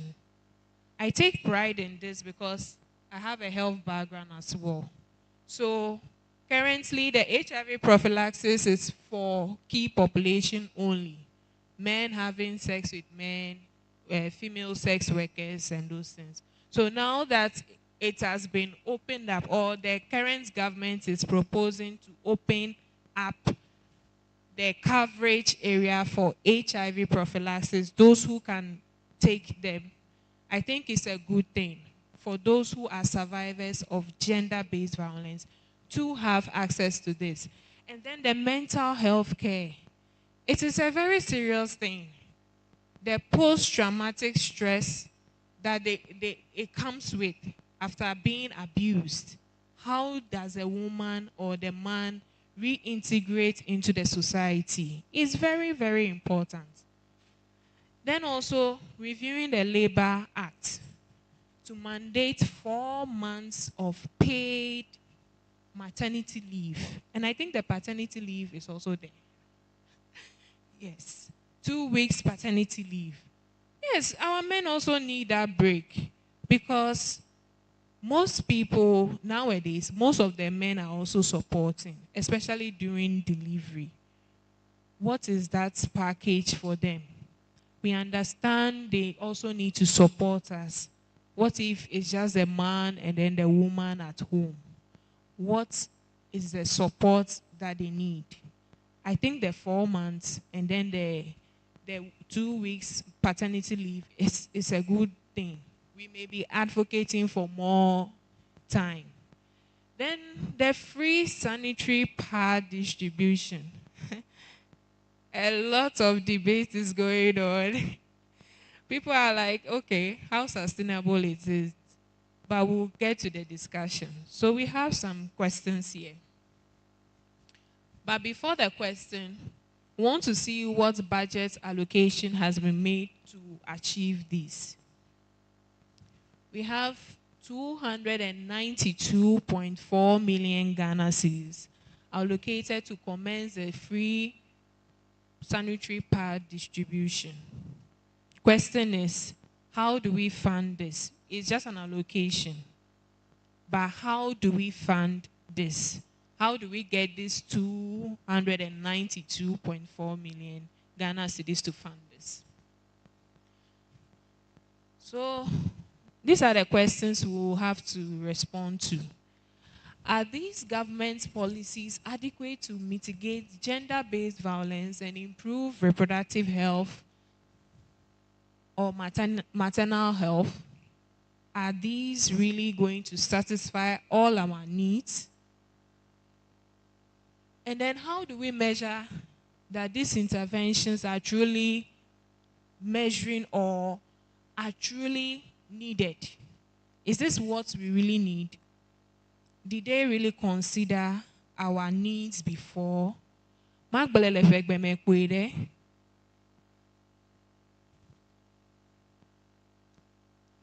current government all there to me.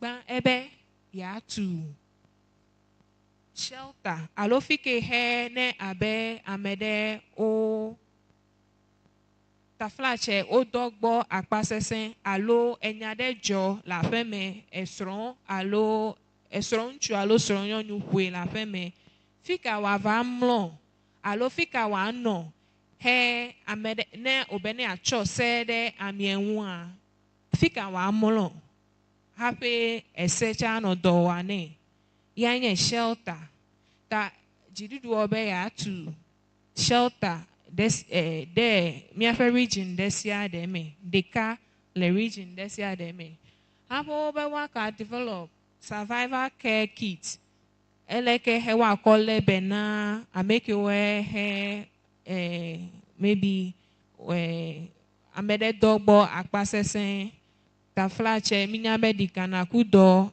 eli ta atike do le ho no nana ne abe amede do gbowe akpasesen ko hemona dika na kudo kele ple o tame susu ke he yeji tame bubu ple nu ma opetela ejebe ne amede na funu nawe ko pede nwa obe labor law le gbogbo bela you are increase alo current governments like gbogbo be you are review labor law la be maternity leave makanye 3 months to anye 4 months eye mi afenchu ha wa po 2 weeks alo consider efe fe afemenono ko pede nwa ole sanitary pad alo menyale kemele gomedegbele fe gbemegbo yevo gode ole ya ha magbe na devio le suku ple ameke we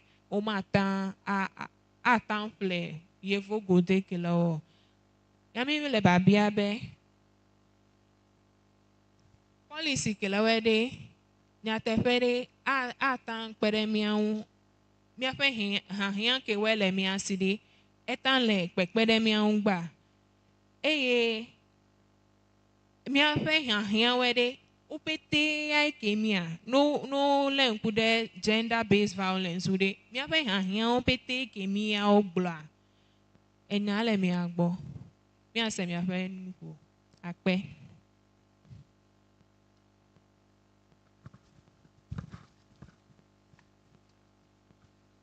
Yo, Mayor Kunkonyenye Toma Ajima, former government appointee la assemblyman. Mede kuku kokpet cho miafe live nyaon eselebe alo enye nunwe tobe miawo exclusive breastfeeding Kenya 6 months. That 50 enye be over even though government got quality the cat pay lenye boy me kwe still make the 222 ne wa tenwi no jagbagba no fight na mi na 6 months be exclusive na nya no wa na mi akpe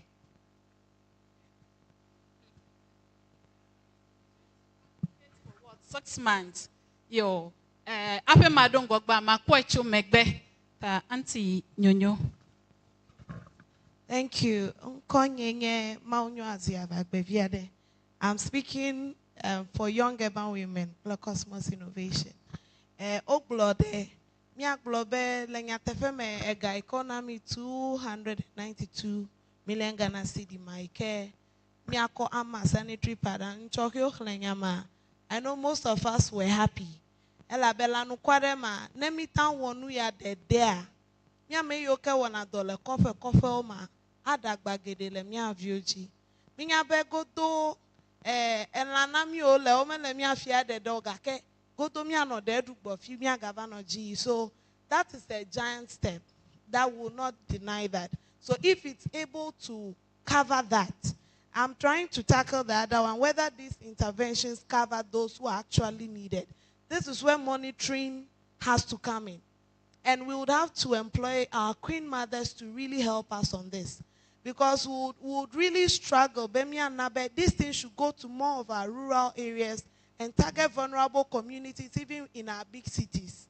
That's the only way we can cover these things. Because I remember this during the last government about this helping farming for all those inputs were found in people's houses. What are we going to do that these things get to the young women in their schools, in their homes? I remember when I was working in OT, one girl said the parents could not afford sanitary. That time it was 2 cedi 50 pesos. Now it's 15 cedi. If we don't get it to these people, all this money will end up somewhere we can't even trace. So my issue is our queen mothers should help us with the civil society organizations. Let's track, let's monitor, and let this thing get to the right people. Thank you. Thank you very much. My name is Samira Abdul Mu'min, the Regional Manager for Islamic Education Unit, as well as the Women Leader for Volta Muslim Community Development Foundation. I want to answer the first question, that are these government policies adequate to mitigate gender-based violence and improve reproductive or maternal health? Well, most of the time, some girls fall prey to some gender-based violence because of poverty. And it became even a work for some of us to be garnering support to be able to get sanitary pads to share on Menstrual Hygiene Day. And with that, we hope that, as my sister mentioned, if these things go to the right people, some things can go down. For example, these gender-based violence, some girls will not have money to buy pads, and they would fall on men to get it. And the men will also, in turn, look for what they want from them. And some of them get pregnant in these cases, and they become single mothers, and then the cycle continues. So in this regard, some part of the problem will be solved, I believe. Thank you. Thank you very much. So the first one, which is the shelter, it is very important. It is something we have all been advocating and working to get. But what I would like to add is that we should not just look at shelter as a structure, but we should also look at the operationalization, the systems within the shelter to support these victims or survivors who get there. For example, there are survivors who are staying with their spouses because economically they are not empowered. And so there must be some aspects of economic empowerment and some aspects of capacity development on self-worth and how they can sustain themselves outside the shelter. Because shelters are not permanent places. It's a place of temporary abode. And so if we are working on the shelter, we should demand that we have a shelter that can provide complementary services to survivors. Not just a structure where we go and put somebody there 3 nights, 4 nights, and the person gets up and goes the same way, ends up in the same man's house, and then is brought back to the shelter. The systems must work within the shelters. Number 2, the care kits, the survivor care kit. I would say that now with the budget we had, I don't think we had any allocations for that. One thing we can push for is that this thing is integrated in our health insurance system. So if a survivor goes to the hospital with a health insurance card, the person must be able to access all these services. And the systems must be in such a way that the referral pathways get the survivor to get all these services as she moves along. The third one, maternity leave. My women, already the men are looking for ways to kick you out too. So if you go and stay home for 4 months, I have had several women who have stayed home even for 3 months. By the time they got there, they move them around. They take them around. We must rather advocate for the system where the Constitution says institutions must provide childcare facilities for women in their reproductive age. And so if you are within the ministry's enclave, it is the responsibility of that ministry, that institution, to provide a space with care for you, so that when you bring your baby, they know you have to breastfeed for 6 months. And the law says until the child is 1 year, you can take that child comfortably there, leave the child there with a nanny, or the system must provide that there is a comfortable space for your baby with caregivers where you can put the child there, be working. Every 2 hours, you go and check your child and breastfeed your child. I personally am not an advocate for very long maternity leave because there are things we are already contending with. There are spaces they are already fighting us with. So by the time you are in the house for 6 months and you go, you are another trouble waiting for you. So for me, I would rather fight that we fight for the systems to work, the provisions of the law to work for us, and then we take it from there. That is for me. The last one, sanitary pads. This is, for me, it is a very, very good initiative because I know what I see in the communities. But, as my sister said, the systems must make sure that it reaches these children. We must find ways of engaging and ensuring that that girl in the father's community is able to have access to that sanitary pad.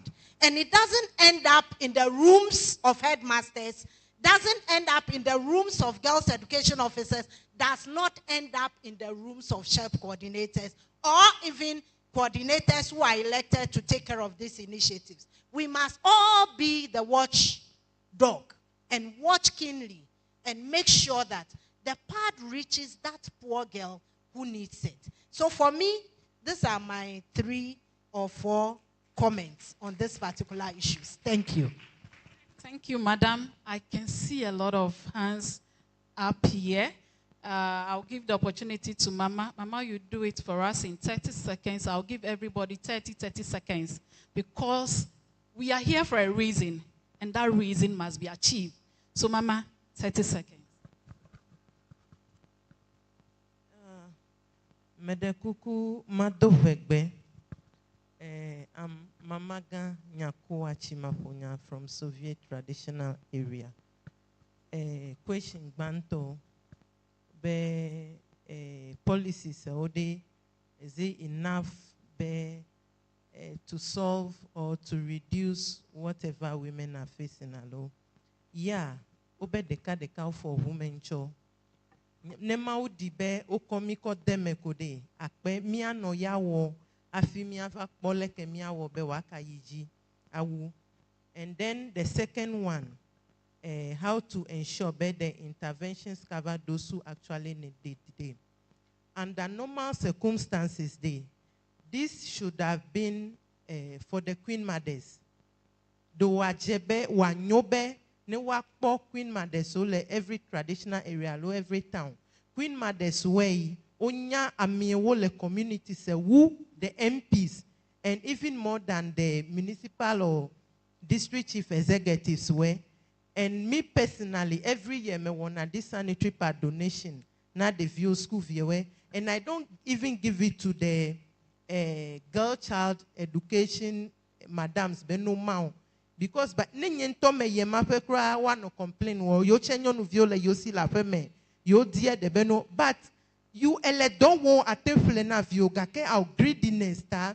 And one thing is no ke miele fu de na mun to kwenye bede mi afe Queen Mother alofia dudunya ke mi va reduce mi adoku wetu menyaleche maglo mi set up groups where for dressing competition oko make a nyamia fe donu ke mi ta odomi benyo nu fiawe make a nyo just for dressing competition yako wole fifie e doke le community se ojebe mi wo na mi avio nyo nu viwe. You can go to my community.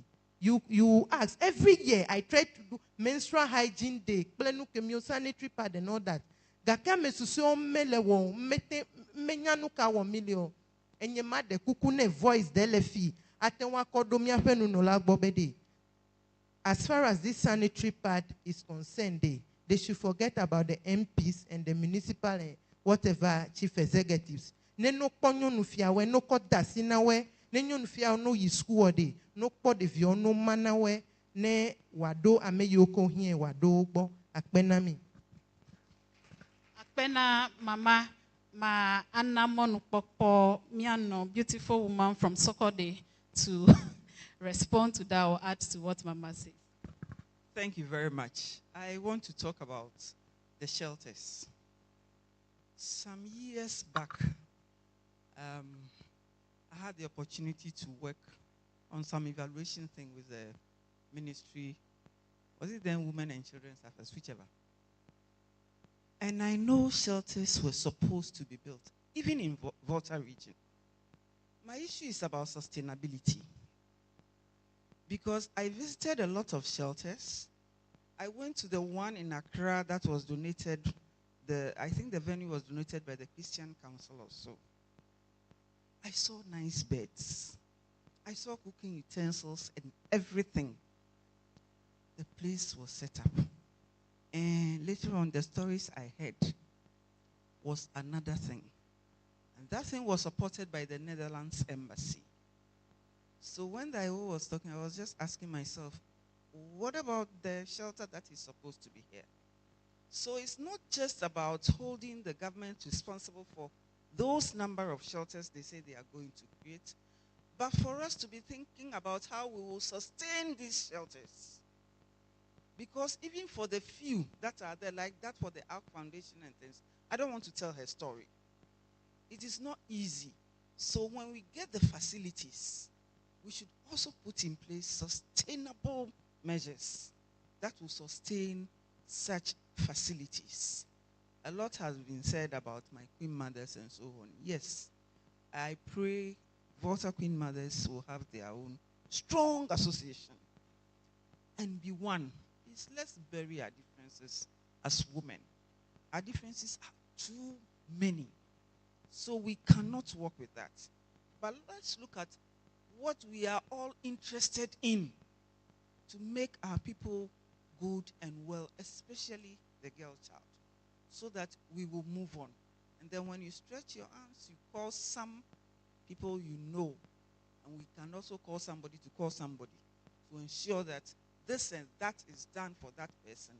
It is good. Some of us are ready. When you call me in the area of peace, there's no peace in your place. You can trust. I'll make noise so that there will be peace. So that's what I want to tell you, to promise you also. Yeah, thank you very much. Thank you. Thank you very much. My name is Kendall Elizabeth Mante. I'm currently with the Ghana Enterprises Agency, specifically at the Ketu North Municipality. So I haven't stayed in a rural setting for a while until I was posted there last year. And I realized that, yes, there are policies in place, but then it looks like as if the rural settings are left out. Truth be told, I am here on behalf of Sisterhood Ghana.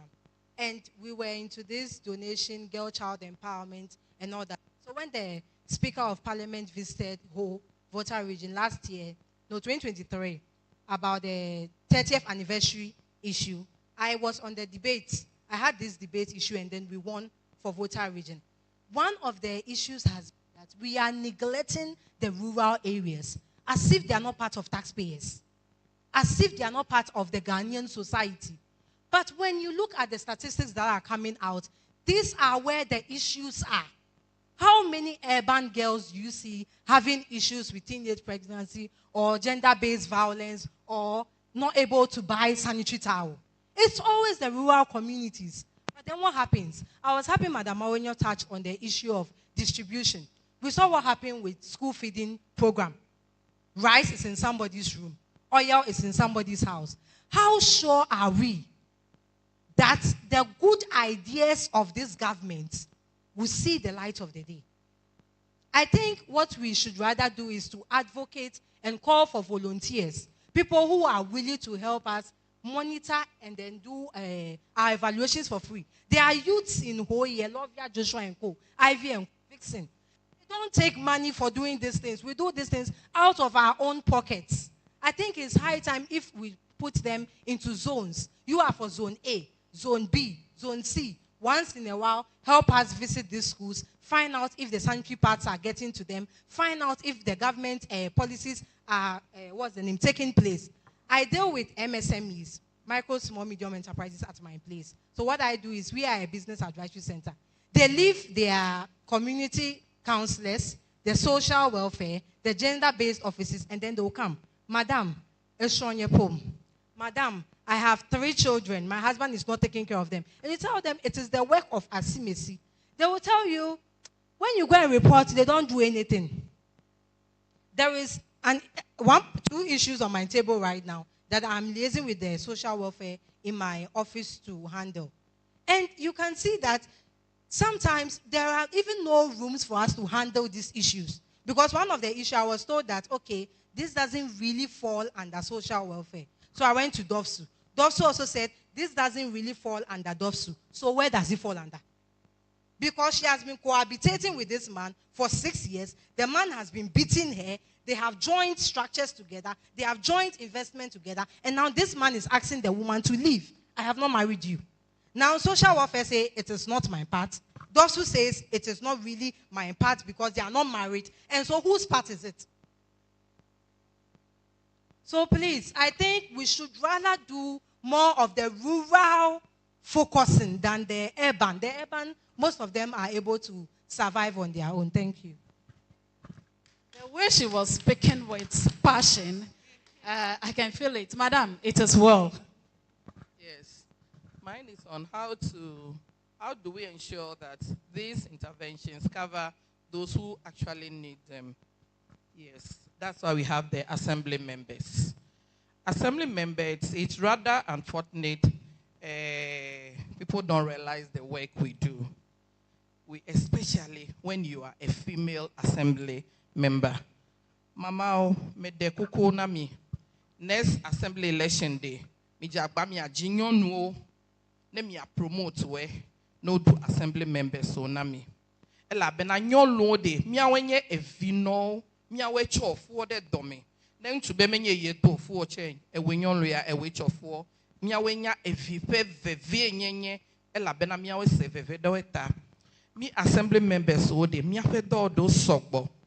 E de ele e hoko. Oh, ndekeme la feme mi aduolo. The calls that we receive, sometimes if you are that type, matonwa dojo. And I say ele bena do momo damewe. Afi wa do no. this intervention can actually be handled by the assembly members better. Nyimek bolobe kafla, nyafe nyon fiawe, alo nyafe amechichio, umaton awe, waton awe. At the assembly, we have a committee referred to as the gender subcommittee, gender and children subcommittee. I was once a chairperson to that committee. Currently, Honorable Mata is a chairperson. This is what we do. During the hygiene, menstrual hygiene days, we have to be going around the schools, the VETO, those in the rural areas, to distribute in collaboration with the girl child, the municipal girl child coordinator. The miava no chachala moji abiaga aple pato avamane de viole interior. So last 2 years me don kujemi kalave play enclave so me from school to school. At the various electoral areas, we have schools under the assembly member. Ewo assembly member fed dota siebedi nenu ya over no for assembly. No men assembly members, so no kokoi, you have your schools, ako school open kokove, akwe, with the help of our queen mothers, because we render accounts to them, so that it can get to those who really need them. Akpe. Akpe, mana monu popo repo ke mia aiji. Thank you very much. I may say the Regional Coordinating Council is so keen and passionate about the forum. My name is Felix Adom Boateng. I am the Regional Economic Planning Officer. I came with the Chief Director. But since the forum was getting so interesting, I decided to stay back. And then I will contribute my quota. I want to comment on the shelter. We would like government to share the design of the shelter with the general public, so that if possible, our mothers and our girls can make input into the design, so that at the end of the day, it is their design, it is their shelter, and they can eventually patronize the shelter. Otherwise, my fear is that if they don't make input into the design, it might end up being a white elephant. So that is my point on the design. Nobody should design the shelter for us without our knowledge, so that eventually when we make inputs, we can effectively use it. For instance, issues of accessibility by disabled, our friends who are physically challenged. There are certain amenities, ancillary certain amenities that may be needed by the girls that must be included. So that is that. Then again, I want to probably draw the attention of the facilitators. I don't know whether the gender economic empowerment aspect will be treated again. Okay, otherwise, a quick one so that I don't forget. The 24-hour economy policy. We are so much interested in that. So we would like to know the position of women in the 24-hour economy policy, because gender issues are different. At that time of the night, what men would like to do, women may not like to do that. So we want to have that distinctive clarity on the position and the role of women in the 24-hour economy. Because whether we like it or not, it is money we all want. And it is economic productivity that we all want. And women must be able to contribute so much into the 24-hour economy. Thank you very much.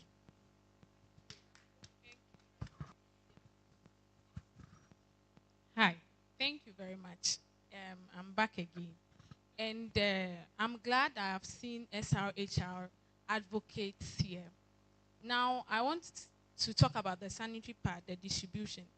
Now, if you remember, sanitary pad is being taxed under luxury. So luxury taxes, we have sanitary pad under there. And we know that menstruation is not a luxury. Yes. So I remember 2024, some of we civil society actors, we went on some demonstration and advocacy. And some taxes were waived off sanitary pads. But we still have VAT being charged on sanitary pads. So when you go to shop, you realize that the prices for sanitary pads are different. Some people very high, some people very low. Now, the sanitary pad distribution is very good. It's a great initiative. But how sustainable is it going to be over the period? What we want to carry to government is that they should waive the taxes of sanitary pads. And we should patronize locally made sanitary pads. We have local producers in Ghana. So if we can support them, they can help produce the pads and it can be distributed. And the distribution, it should be decentralized. And I would say it shouldn't be just the queen mothers, assembly officials that should do the sharing. It should be balanced so that actors within the space can all play a role in it. And there should be a monitoring system where we monitor. When you go to the school, how many parts did you distribute? How many girls received it? So if you have a monitoring system, I don't think the distribution is going to be a challenge. Thank you very much. Thank you. I go for 30 seconds. You, Akpe, Yenkwene, Maudem, NSP, the Metro Loveday Foundation. Merekuku Cho Shouttown, Hills Ube, Ohwamie, Hill Lefimi, Man of Fimiko, Ehiambe, no Hewe, a dono tahe, Miasron, Allo, Ho no Newe, Allo Mere Odejre, a Ganyan. Evelia, Miapu no, Mia no view, Opunu dodo, Ehea, Ete, ta frashe unshurokpo. Amero odonu boy, Ovai, Numamie, Nusianu, Hene, Noke Hena, Nyonu Nyotungbe, Elejeje. Edo, Meteron Bulonawe, Edo Hokbolo Wajue. Mereku edi bemi wase, mia mama o, edi beno wase, negere, mia fu, nuto me, evale mecho, mia no kun, emi debu bunshera, yo cholowa, emede meju. Velia, edi be, kafrashe botochinu, edi beno no we, wane avoto. Mi akuli Madame Lovia, mi tepero, feke waime, ofia de viowe, Eleke uzamfo hoko wakbotushinu he ademiaji akpe.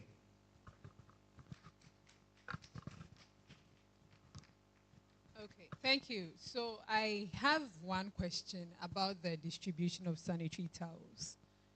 We all advocated for a repeal of taxes, and thankfully we got a repeal on locally produced taxes. So for the imported ones, we still have the taxes on there.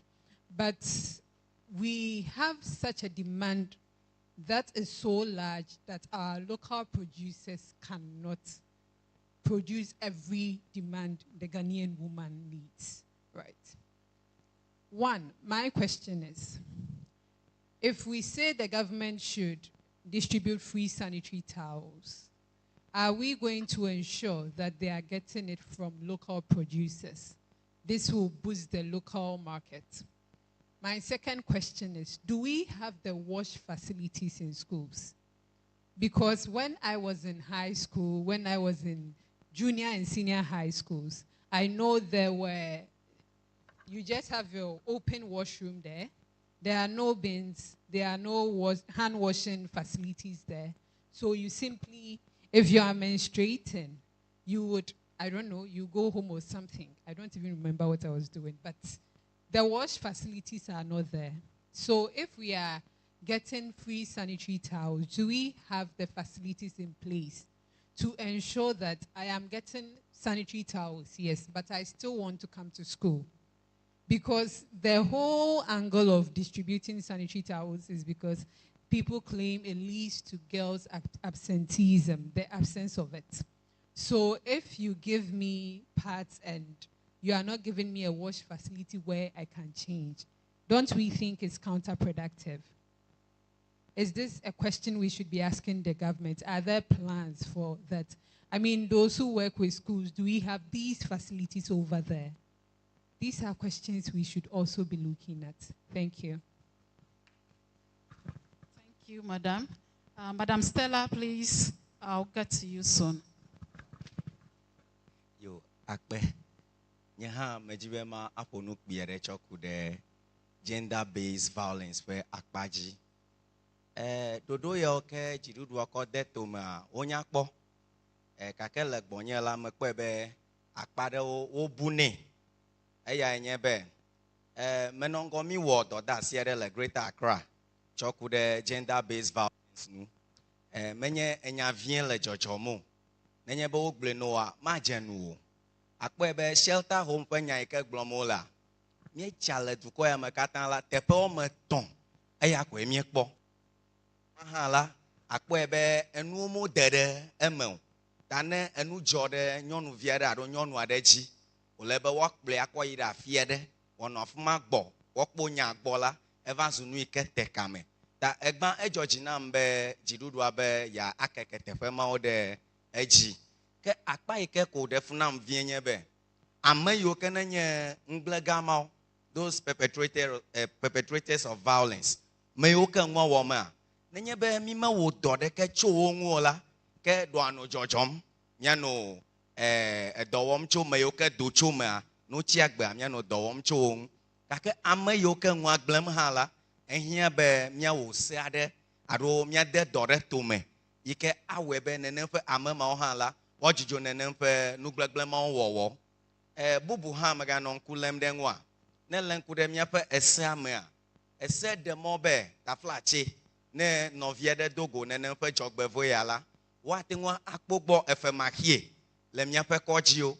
Ake babia nyebe ne gede edogbo nkume kple nkume de enu ya ode oleji ma. Free medical bill ma mele domo. Gaike kwa eyakran esogbo. Ta evonu ya ola legbebebe jogbevo toa. Uma jonara mayoke gala osi jio.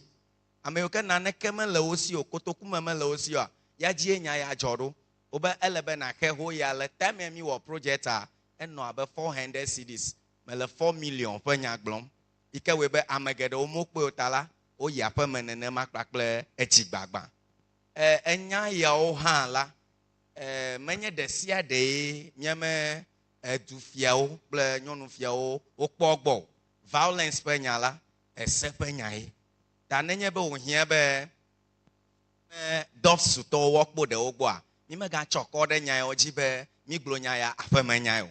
Amegbe topa gbe echieme ne enu yo jola meji be elebe mi alenku de ngbe. Mi dashi edusang ne wa wodo. Ke eyike hia ne mbe vie meji be ma dashi le mopono anwenye be. Me yo nya nuglega elebe mi ade dodo de tume.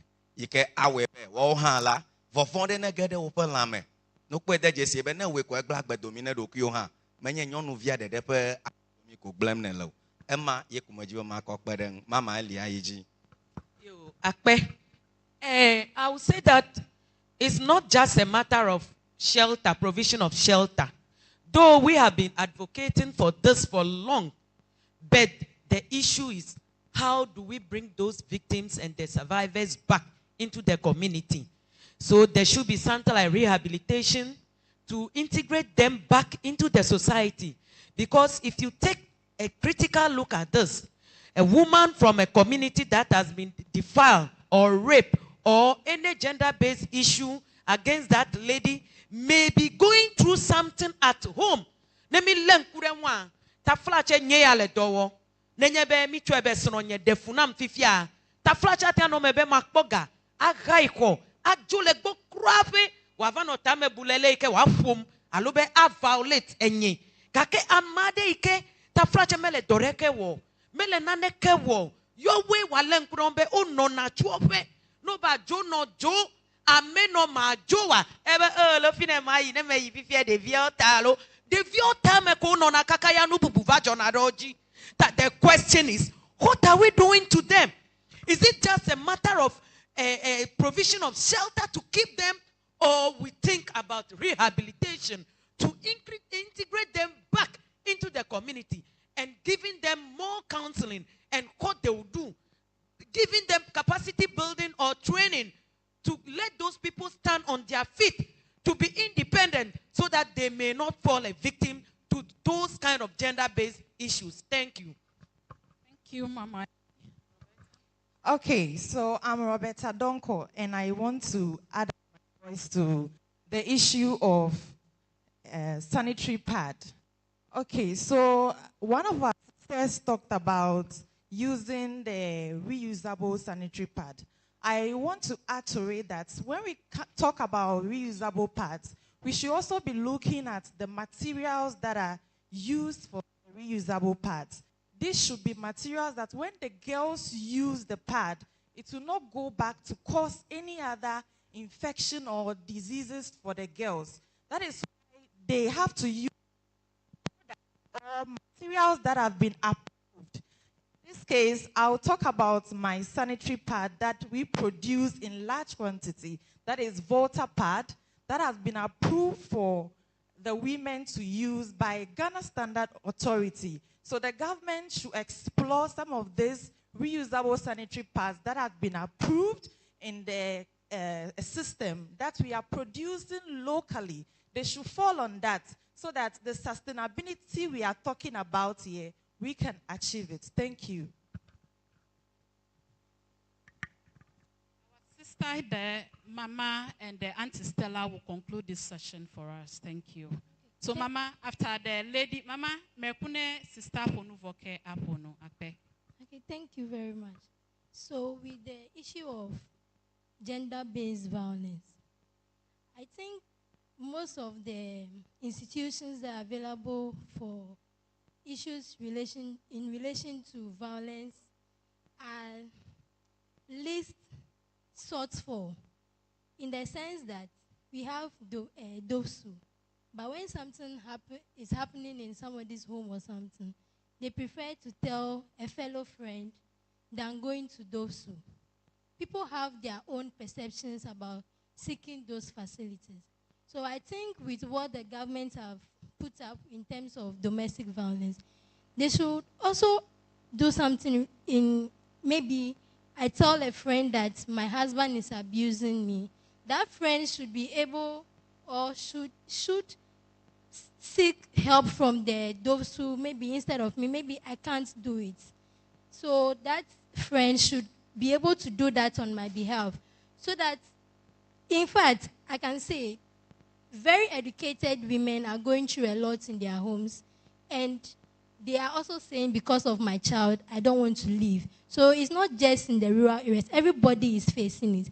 But because they are seeking help from friends and other people, those people should rather take the initiative to seek further education on what to do in that situation from the necessary organizations, so that to help in this distribution.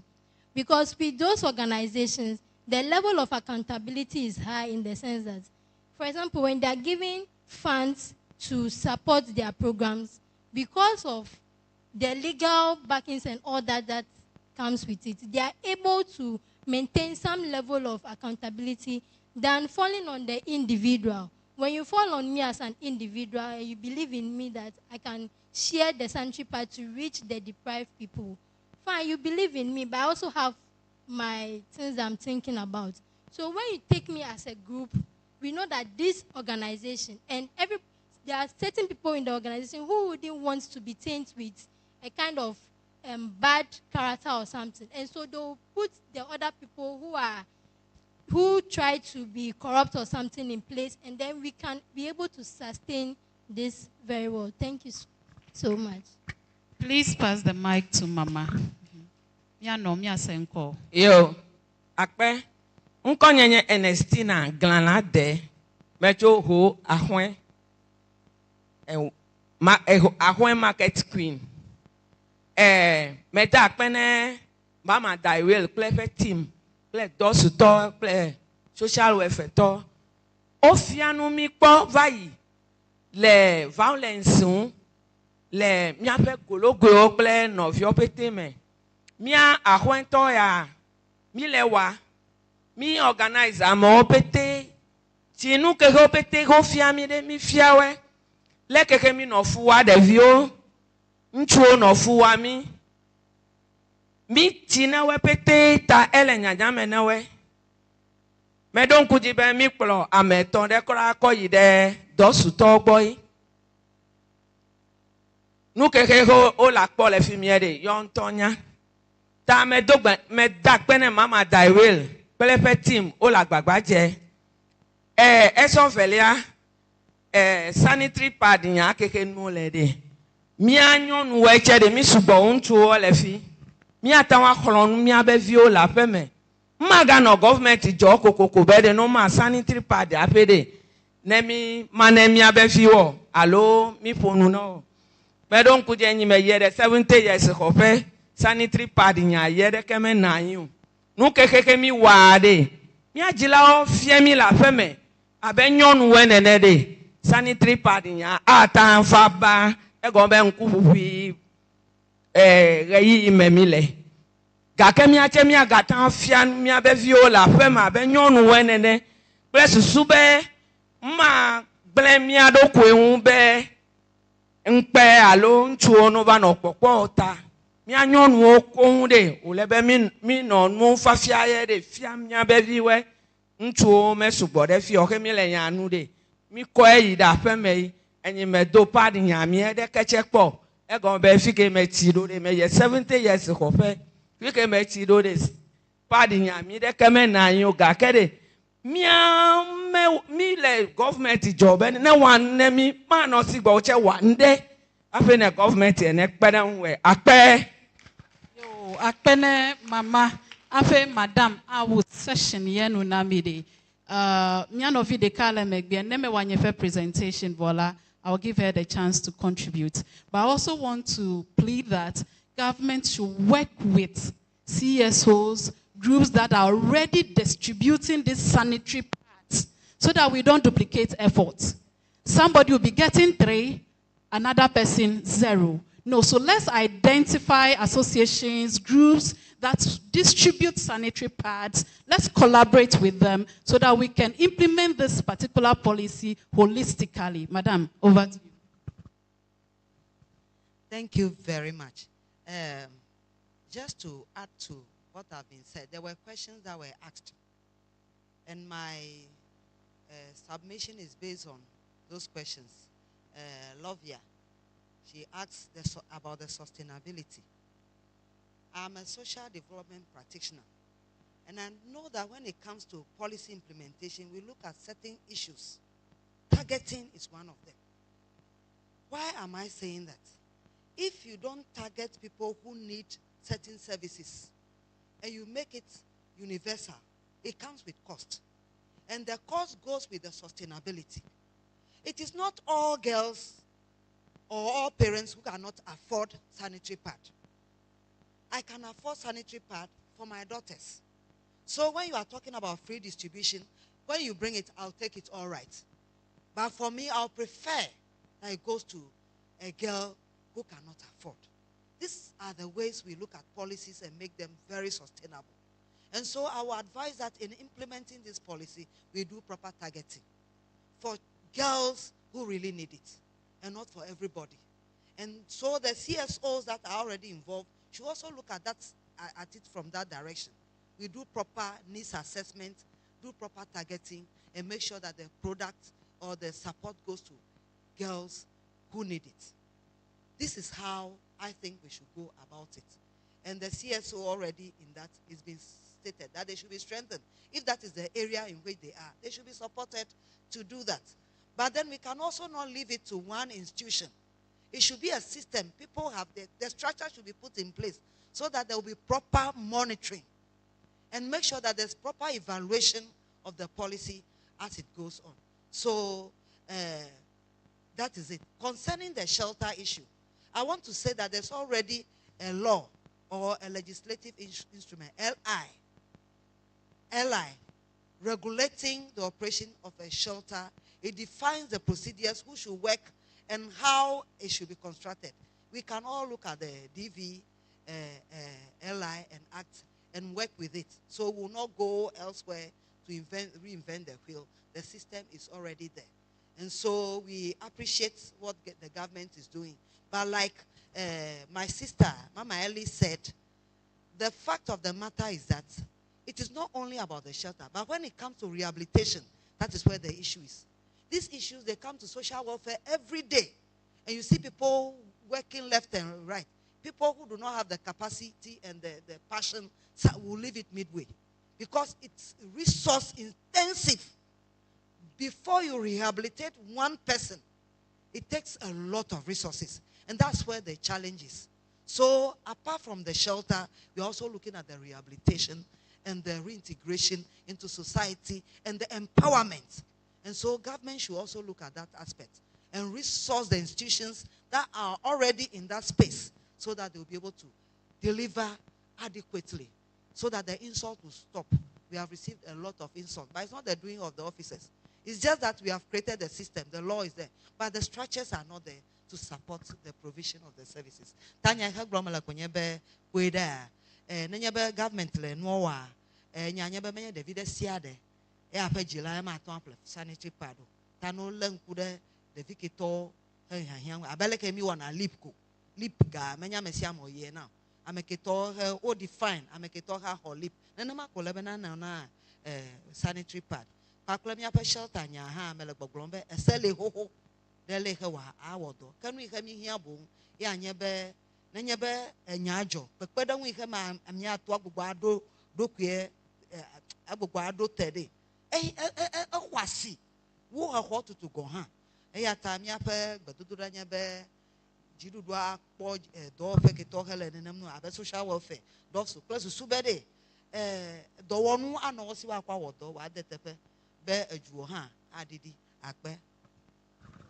So I'll give my boss 30 seconds if she has something to say, then we'll wrap up with this. Thank you very much for all your submissions. And I would like to say thank you to CDD for bringing up all these issues, the 4 key issues that are, let's say, that are more representative of the things that we really need in terms of gender-based violence. So I would like to say that all that has been said has been captured, and definitely it will be advocated for at a higher level. Thank you. So at this point, I'll invite Madam Ivy to continue with the women's economic empowerment and agriculture.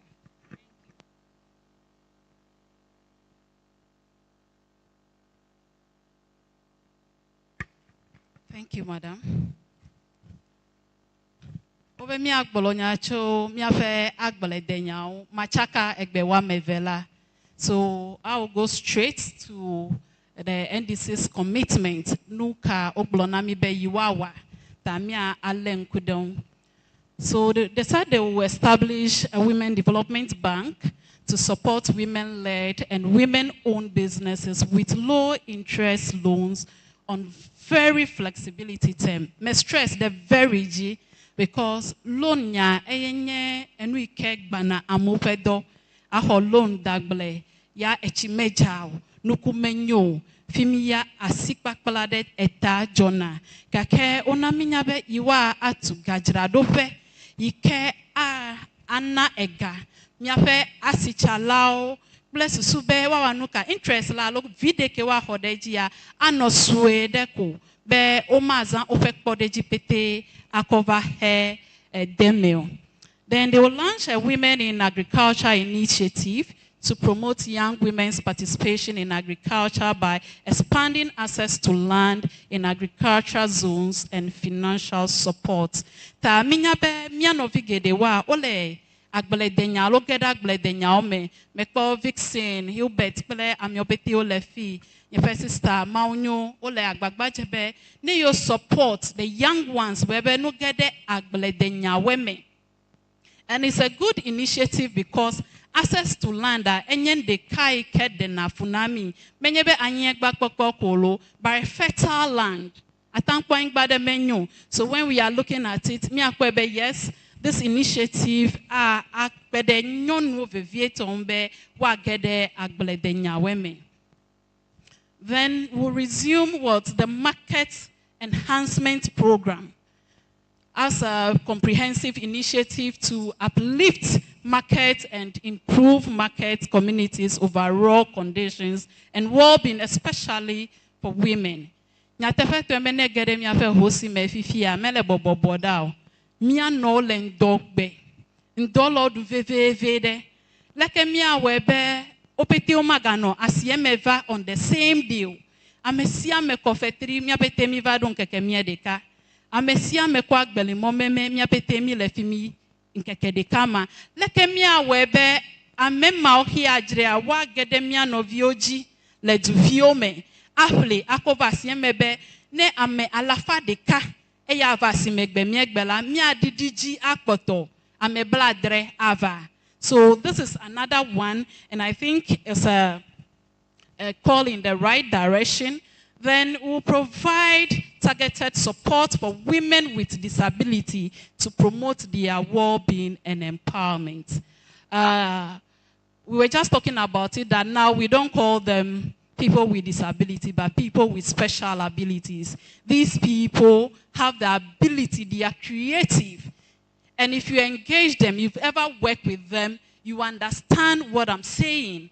They have a lot of ability, there are a lot of potentials in them, yet we deprive them because we discriminate against them. So if this policy is coming to empower them, at least, ne amiesron awutotode, eyachawanuka. Awadwadunu ne amiesron abolo memeyo afokpa totoyode eyacha wanuka adunu. It's a form of empowerment, and we want to see more of them in leadership positions. So if this policy is well implemented, I believe we'll go far. Okay, so we are looking at the budget, even though I don't have figures here like the previous slides. It is saying that Women Development Bank, a special purpose bank to support women-owned and women-led businesses with low-interest loans and other tailored financial support and products on every flexible terms. So, tunamide ole gboglobe a target nyanyonwe miafasi menyonwe e wa mekele business vivide wa elasicha ele nyonwo pe nyagbokpode ne odo bank ya vo heyi be ya va hogade ava plenuka kpode ado deme vide ko ta milegbe doda be no twiva. They will give us the terms and conditions that will be favorable to our women, that will align with this policy. But ne amopeti ole 23% for the ne mi afenyon no ya well no maybe 2-3%. Okay. Ta mido akpavevede babia gbantole ekpieji le babia be what can be done to improve women access to economic opportunities. Nuka miawa akpogbobe mi don senyonwe alo nyonwo mo fe monu pokpo nanu ike ahega va simede nuka omia wa for de ka omia detome be wa pomonu mana ega pomonu we yanye babia gbanto. Then what sector should the government focus on? Finance and financial inclusion, agriculture and rural development. Tale babia bede fika ne miapeji dudu okofe gankwi kodiode fika tututu wa no pokpogba alo wa a focus da a lenku da ole babia be miape financial inclusions where like we have different financial institutions where, but how do we bring in this inclusion? leke eyacha wa academy zigede mebia medebe ne bia hobe government workers worko kafra miano ke la gbleda me government worker yo nyon Michael Asima me government worker yo. So if this bank is coming abeleke hemi leg blowing, we want it to be inclusive. Nyon we wakbo nchu wakbo miafe youth we wakbo. There should not be maybe ne cut-off age and right crachela minyabe or at least from 18 and above. And no do no get them always 25 years and above. So that is one aspect. Then we are looking at agriculture and rural development. Rural development. Nemi like bled the nyao palo mi agriculture bla. Menyebe ebli de kolo en la nini akpa nini no mapetia okedeme. So we are looking at that and how do we ensure that the intervention targeted the actual beneficiaries. Wabemi apete enu ike pole fi milegba. Leke no afi adwa mema oke hi egbo. Be amema oke gala osi ho menye yawe agayebo. I need 50,000 Ghana cedis. Then my brother like Vixen, because collateral MLS are watching able will give you 5,000. Whilst we have to empower Vixen and his team to do what? To also farm on a large scale. Ta nyafe babia weke. Let's get your input. I would take only 6. Because I'm the moderator. First 3 hands are up, 4, 5, then 6. So the 6 is up. Unfortunately, my youths are here who are into agric. So I'll give them the opportunity. So Roberta, this zone, from Vixen, Hubert, Honorable side, then Auntie Nyonyo, my sister there, then Madam Daiwio. Then I believe, in fact, if you have any other submission, put it on paper for me. I'll come for it. Honorable Telma. Yo, akpena monu popola. Mede kuku nu yo pete mi outline fifiele nye penu poponu afi mi akpongo gbe yila. Elebe mi de politics dale mi ape nu gede me political islands. Mi ape nu yo eglo mi lebe mi be mi akodo alonyonu ola. Enye nu nyento. Gakenu ka ele jojo le Ghana. Enye politician menye ejole mi ape time. Egale jojo fifie ike mak pede mi anwu. Ne menya have any political affiliation to any of these 2 parties so kula ewe awo vole Ghana. Sigbeke atenye amedeke le competent in a field our exploits. But because of where jidudu mele zijio tala wako pete ko total. Enye mbema de kuku politics kwele miya wule Ghana. Ne miya te achito this political islands nula mekwabe Ghana akpo ngogbe yi.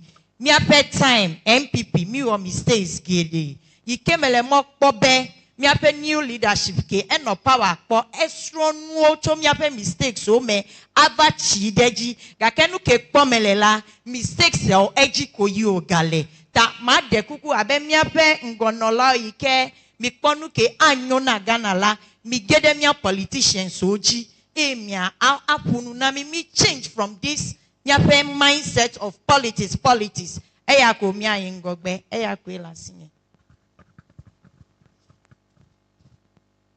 Okay, thank you. So I'll start with the Women Development Bank. And then to answer the question, how sure are we how do we ensure that interventions target the actual beneficiaries? So with the Women Development Bank, I think those in the rural areas should be targeted more than the urban areas. You hardly find a bank in the rural areas, I mean very deprived communities. So when we target them and do a bank for them, we can economically empower them. Now when we come to the urban areas, we have market women and all that. Actually, with the giving of the loans, to me, I think people who are doing nothing, women who are doing nothing, who have no jobs, who are willing to learn certain skills, or who have learned skills and just need a setup, those people should be targeted for such loans. If somebody is already doing a business, that person should rather undergo trainings and all that to make sure that that person's business can be able to refund the business again and teach them financial literacy with the start of the Women Development Bank. I think this initiative should be put in place.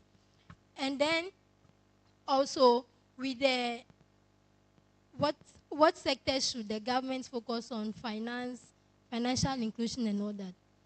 Women are actually, I think these things have already been started by the previous governments with the Ghana Enterprise Agencies.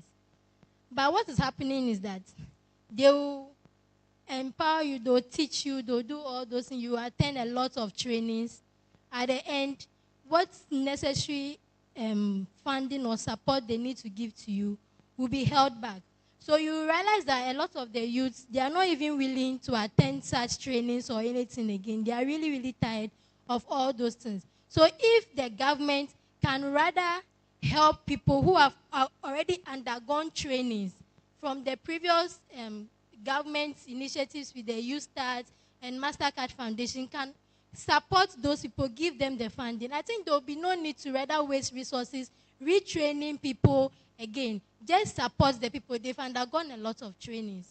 And then what can be done to improve women's access to economic opportunities? As I've already said, women are ever ready to work. There are a lot of youths. See, when you come to the university, everybody is doing business now. Like when you go everywhere, women are working. We just need the financial, even if you not give us financial support, put up the structure for us or give us this land. We will do the work. And then also, I was told by a friend that, and somebody who is in the agri sector, that there's no land that is a waste. Every land has a purpose, and every land has what kind of crop it can consume. Recently, I was given, or somebody introduced a land to me. The land is a waterlogged area, some parts, and then another part of the land too is dry. Now, in the dry season, foodstuffs, especially vegetables, are very expensive. Those lands, if the government itself can put irrigations on all those farmlands and assign, okay, this youth is already in agriculture, I want you to take charge of this land, I want you to do this. Already, you have already empowered, you don't even need to give them the money. They'll put in their own effort, and because they know they'll get something out of it, they'll be willing to do the work. So the government should not waste resources trying to establish new things. We already have things in session. We just need them to be completed, and then we are good to go as a country. Thank you very much. Thank you very much. My name is Kendall Elizabeth Mante. So I would want to touch a bit on what she said. Currently, like I said, I am a district coordinator on the Business in the Box project sponsored by the MasterCard Foundation for the Ghana Enterprises Agency. So one thing about the youth, including myself, is that we do not want capacity building, but we want money. We give you the money and it is wasted. Because one, fine, everybody is seeking access to finance. But then when the finance is given to you, how well do you handle the finance? And so you ask them, come for a training section. Let us take you through Kaizen. Let us take you through access to finance, access to market, so that even the crop you want to go into, the farming you want to go into, when the produce is being made, how do you sell it? Some people will come back and say, Madam, I have farmed cassava, I have farmed maize. I don't know who to sell it to. It is rotting in the farm. Meanwhile, if they had come for the capacity training and had learned about access to market or Kaizen or processing, they would have turned the maize into maize flour and would have gotten the kenke seller to buy from them, the drink seller to buy from them, or someone else to buy from them. But their main focus of even coming in the first place is they said they are going to share money. So I am here. Give me the money and let me go. And that is what's the name? Impeding our growth as youth. If we are ready to take initiatives and we are ready to do better for ourselves, when people see you starting small, you don't wait for people. Start small. And when they see the impact, they will chase you. Madam Daiwo has been doing it for a lot of Lovia, Joshua, myself. She will call you when the opportunity comes because she knows you are capable.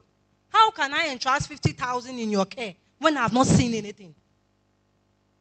So please, when you are trying to make it look like government is not working, ask yourself, what are you also doing? Are you crossing your leg waiting for 10 years for government to bring an implementation that will not do anything? No. Now, secondly, these projects are being sponsored by organizations. When MasterCard or maybe World Bank or someone says, do a project, it comes with specifications. We don't give the rules. They tell you 18 to 35 years, 70% women, 30% disability, this, that. Who are we to change it? It is not our rules. So when government brings initiative like this, it is because wherever they presume they will get funding from, there are rules, like IMF. There are rules. It is not maybe government's fault to say, I will not employ people, but they said government employment embargo. What would the government do? You also need the funds. So sometimes, instead of criticizing, let's find a means and start small, rather than making it look like we are not doing anything. And then the current economic trend on agri. I also want to agree with her that there are current difficulties. It is not just about starting a new project. Everybody comes and scraps off their old existing issues and wants to leave a legacy. And so they start something new. What about the farmers who are having post-harvest losses? How are we going to train people, the youth, or train the farmers themselves to turn their produce into other raw materials that will be beneficial to all of us? That way we expect you do that, a lot of youths get jobs to do. Now, how ready are we for the opportunities that are coming? You want to go to the bank and take a loan. You've not registered your business. You don't have a TIN number. And you want the loan. How is that possible? You want to put your product on after, yet FDA has not certified your product.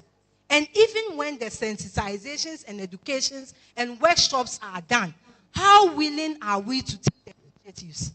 I'm sure there are offices currently in existence, because I know BAC offices are in all districts. But how many of us even know there are business advisory centers we can take advantage of? Not even up to 10% of the people here know it. And even if they know, they won't do it. So please, the issues about government is not doing, this person is not doing this, has become more than enough. Let's take the initiatives. Let's empower ourselves.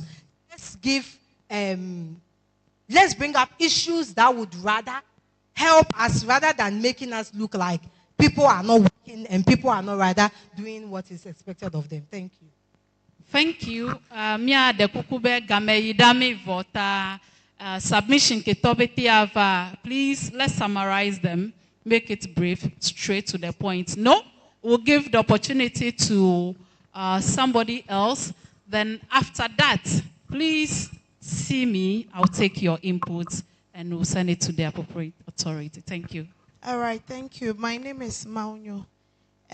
Well, I want to talk about first the Women's Development Bank. And anytime, because of this changes in government, they bring all these nice things, but it goes back to sustainability. Most of us CSOs can attest to the fact that we form community groups where they even do interest-free loans, but even group members refuse to pay the money. So what is going to happen to our Women's Development Bank when they are going to give loans to women? Oh, 2%. That one, they'll tell you, hey, I'm buying sicker. They don't pay. That's a habit that we face. We walk through town when you see a lot of container shops written on advanced loan default and so many things. What are we going to do? Or we are still going to do politics? Members take. And those who take, how are we going to make sure they pay back? So otherwise, we'll hail it having the first female vice president with this nice idea, 2-3 years, where's the money? It's gone. And then also women in agriculture, I think one of the things we need to look at is their needs assessment. Most of us CSOs, we go to communities and then we ask them, what do we want you to do? Funny enough, they'll tell you what to do. Let me share a recent experience. Some youth in community said they want start, we should support them to farm. Could you imagine we gave them boot, seed and everything. The next day I had, boot me, I bought 120. They went to sell it 30 Ghana. Yeah, I'm telling you. So there are women, and I know most of us CSOs, we can attest that we go to communities, people say, I want to learn bead making. I want to learn soap making. We bought flour and things and machines for a community. The flour finished, they call us that their flour has finished. So you see, the mentality of waiting for the government to do something, me to let me chop free money, is not building us. So I asked myself that if NDC or NPP is not in power, won't I survive? We will survive. Most of us, the youth, we want free money. We give people money for a competition. 15,000, one member used it to stake bets. I'm telling you. So all these things, they are good, though. They are very nice. But the nature of we, those, the beneficiaries. Some people, every intervention you send, if plan comes, if KIC comes, Action Aid comes, they'll say they don't have job. 3 months come again, they say they don't have job. So I think it's a culture mentality. If we are even bringing all this, let's start working on the Ghanaian mindset that it's a government money, let me chop some. It's not helping us. Thank you. Thank you very much. And we bought a tricycle for a women's group, and voluntarily they donated it to another man. And the man is using it for business. He's making money, good money for that matter. Okay, thank you for the opportunity. My name is Linda. I am much concerned about our road networks. If we are pushing much money into agriculture, and at the end of the day, the goods do not get to where the consumers really are, then I think we are not doing anything. Because when you look at places that produce enough, the road networks there are very bad. So at the end of the day, the foods are left rotten. And it is really impacting the level of that sustainability that we want to have on certain programs. So I'm pleading with the government that areas that have been identified as the main producers of the country, we should make sure that the roads there are in good condition so that the food reach the urban areas. Thank you. Vixen.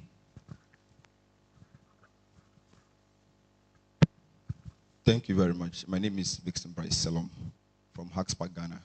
So what I want is the agriculture. Over the years as a country, we've not really helped ourselves. We know the solution, but we not to attend to it. We're in a country also whereby English is compulsory, but Agric is optional. And on top of it, we speak good English on an empty stomach. But what I want to say is that in Agric, the value chain is long. Gone were those days that a little, maybe something that you've done in school, cattle have been given to go and wait. But they've been buying the other mindset that Agric is a punishment. Anytime you see cattle, you are going to wait. But I've come to realize that the value is large. But what we fail to do instead, we have to teach the students that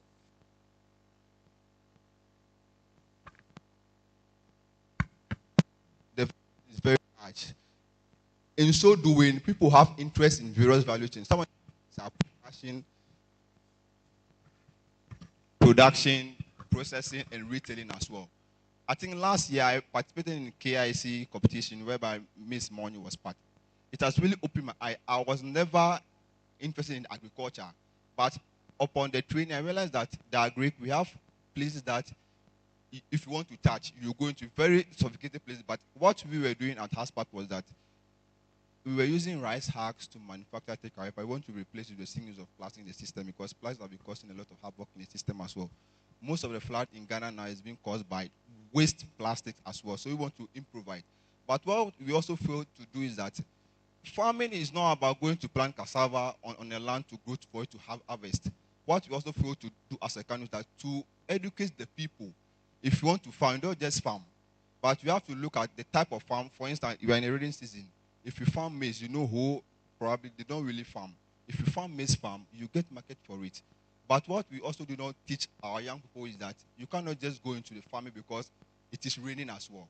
So, and also one of the problems is that government have to really educate or resource some of the agric sector, move forward like this, to educate people who want to go, because farming is a traditional work in the olden days we do.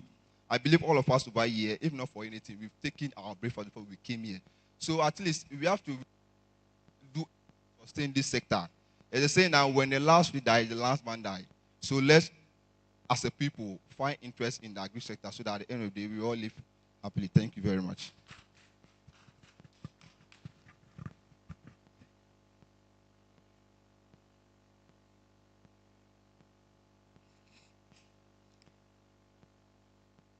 Okay, thank you.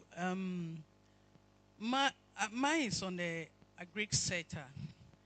I don't know why we are still involving women in agric.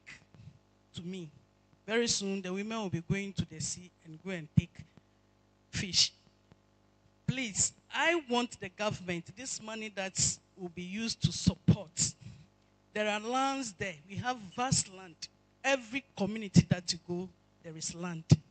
If government can provide irrigation farming everywhere, I think farming will not be a problem for anybody. Even the child can also go and do something. When you go to the south, they always produce onion. I was surprised even this season that we are not producing maize. Maize is over there. They have started they are using irrigation farming, and they are producing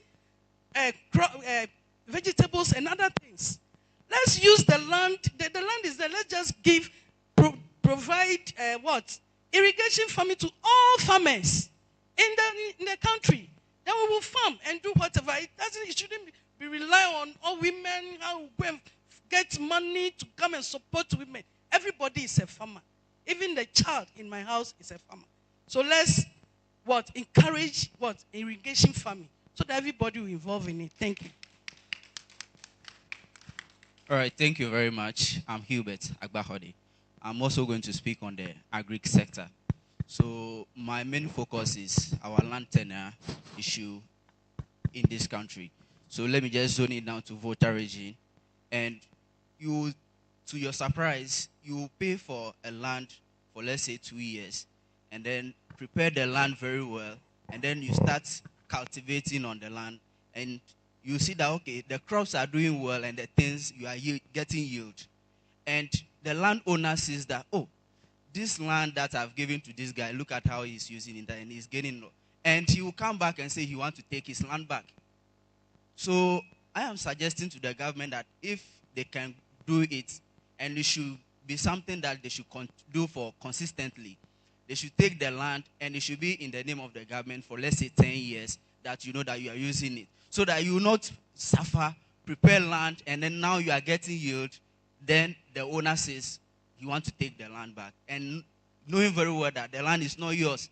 And you can equally not fight the landowner as much. You cannot drag him that much since you want to take his land. So our land tenure issue is something very dear to me that we need to work on. Thank you very much.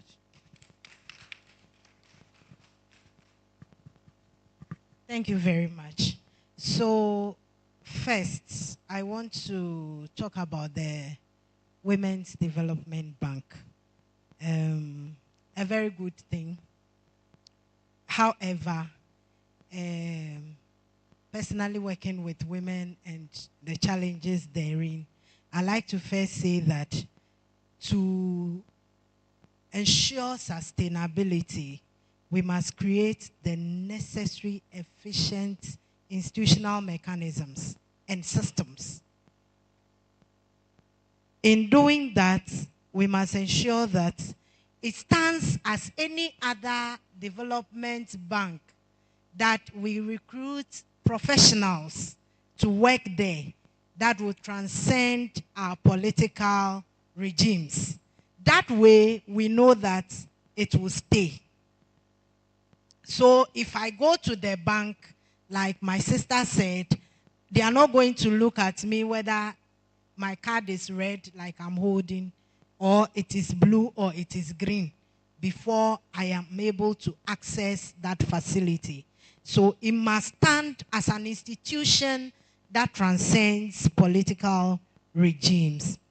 Then number two, currently working with women, as Kendall said, there are a lot of opportunities that come. Last year, the GEA brought in an opportunity for grants. And unfortunately, we couldn't get women who have the requisite qualifications to access the grant. This is free money you are not going to repay. But the basic things that we need as women. And so in establishing the bank, there are things that we need to do. One, we need to ensure that the women have the capacity and they are able to register their businesses, streamline their businesses to be able to access these facilities. That is the capacity to manage that facility that we are looking forward to giving to them. Then somebody said it. It is very, very important. As a bank, if it is a bank, we need to do needs assessment. Very, very important. Sometimes we will go and give them the tricycle. Really, that is not what they need. They need something else. So we must ensure that we do the correct needs assessment to be able to know their needs. If their needs is to build freezers for them, we make sure the loan is channeled into that, and then they are able to use it effectively. Then we also need, with the agric and accessibility in the Volta region here, safety and security, even not only for the agric, even for the bank and the resources. Safety, security is an issue. The market women are here. Somewhere last year on this road, Ho to Aplau, the women were robbed almost every day because of the road network. The road is bad. So everybody knows that as for women, they are going to the market, they have money. So every day they are robbed on the road. And so digitalization to ensure that they have minimal handling of cash, very important. They must develop their capacity to ensure that cash is handled minimally. And then roads are safe and secure for them to use. Then with our Greek, somebody has also said it, but I want to stress it. It is very important in this aspect to also do the needs assessment and then to promote mechanization. A lot of women have challenges when it comes to funding to mechanize their lands. And so mechanization, very key. It must be looked at. And then looking at inputs and extension services to women. It is very important so that nobody takes advantage of them when it comes to getting the inputs and mechanization services to promote their businesses. Thank you very much.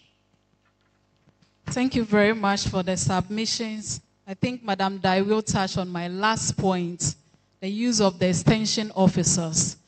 I'll plead that the government works with them, let them test the land, advise those people the type of crop they should go in for. They will advise them on the season, whatever they can do to have a massive or bumper harvest. So government, please work with extension officers, and I believe with all the inputs we've received from this meeting, this will be well implemented. I don't want to take much of your time. We'll call on the last presenter. She will summarize everything for us in 4 minutes, then we'll be leaving here. So, Madam Francisca, please, it's your turn.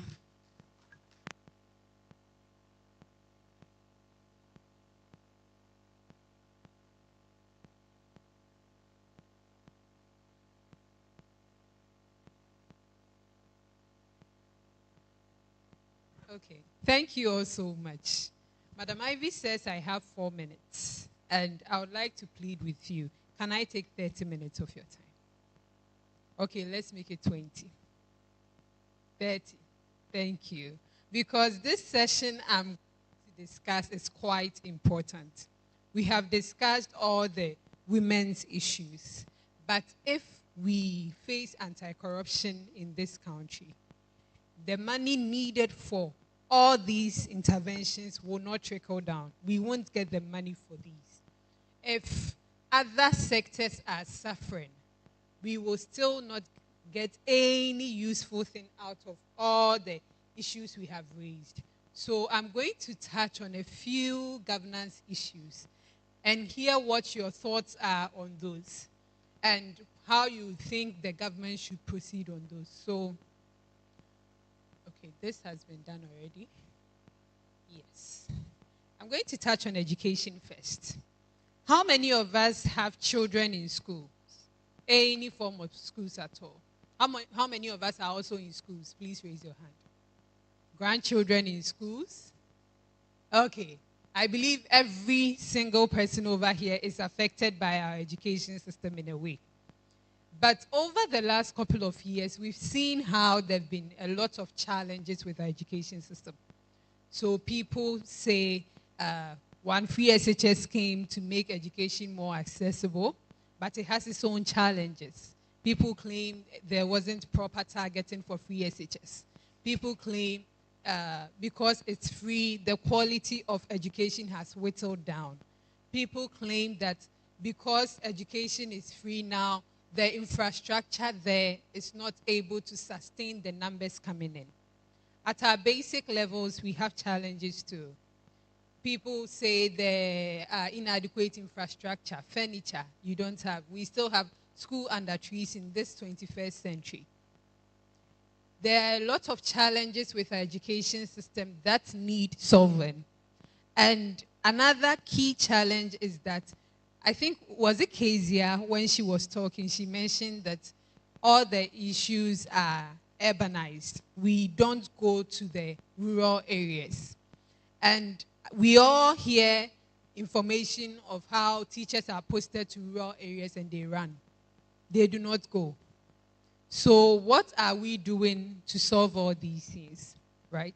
So education is quite important. And in the NDC's manifesto, they decided to make these commitments. They said they were going to extend the free SHS to cover students in private senior high schools and abolish the double track system.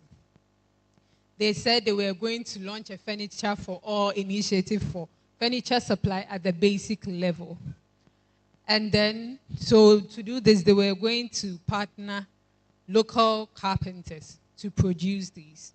And they were going to implement a no-fee stress policy for parents and students at the tertiary level. And I believe this is targeted at the first years and persons with special needs or persons with special abilities. Was that what Ivy said? Yes. And when the budget was read earlier, these are the commitments that were made. So the government has uncapped, says it's going to uncap the GET fund to free resources to fund the free SHS. Because people were raising concerns that the money is not coming. So there were rumors of how students were starving in school. There has been budgetary provision for the school feeding program. And this has been increased from 1.344 billion to 1.788 billion. This is a 33% increase. I'm pretty sure most of us are familiar with the school feeding program.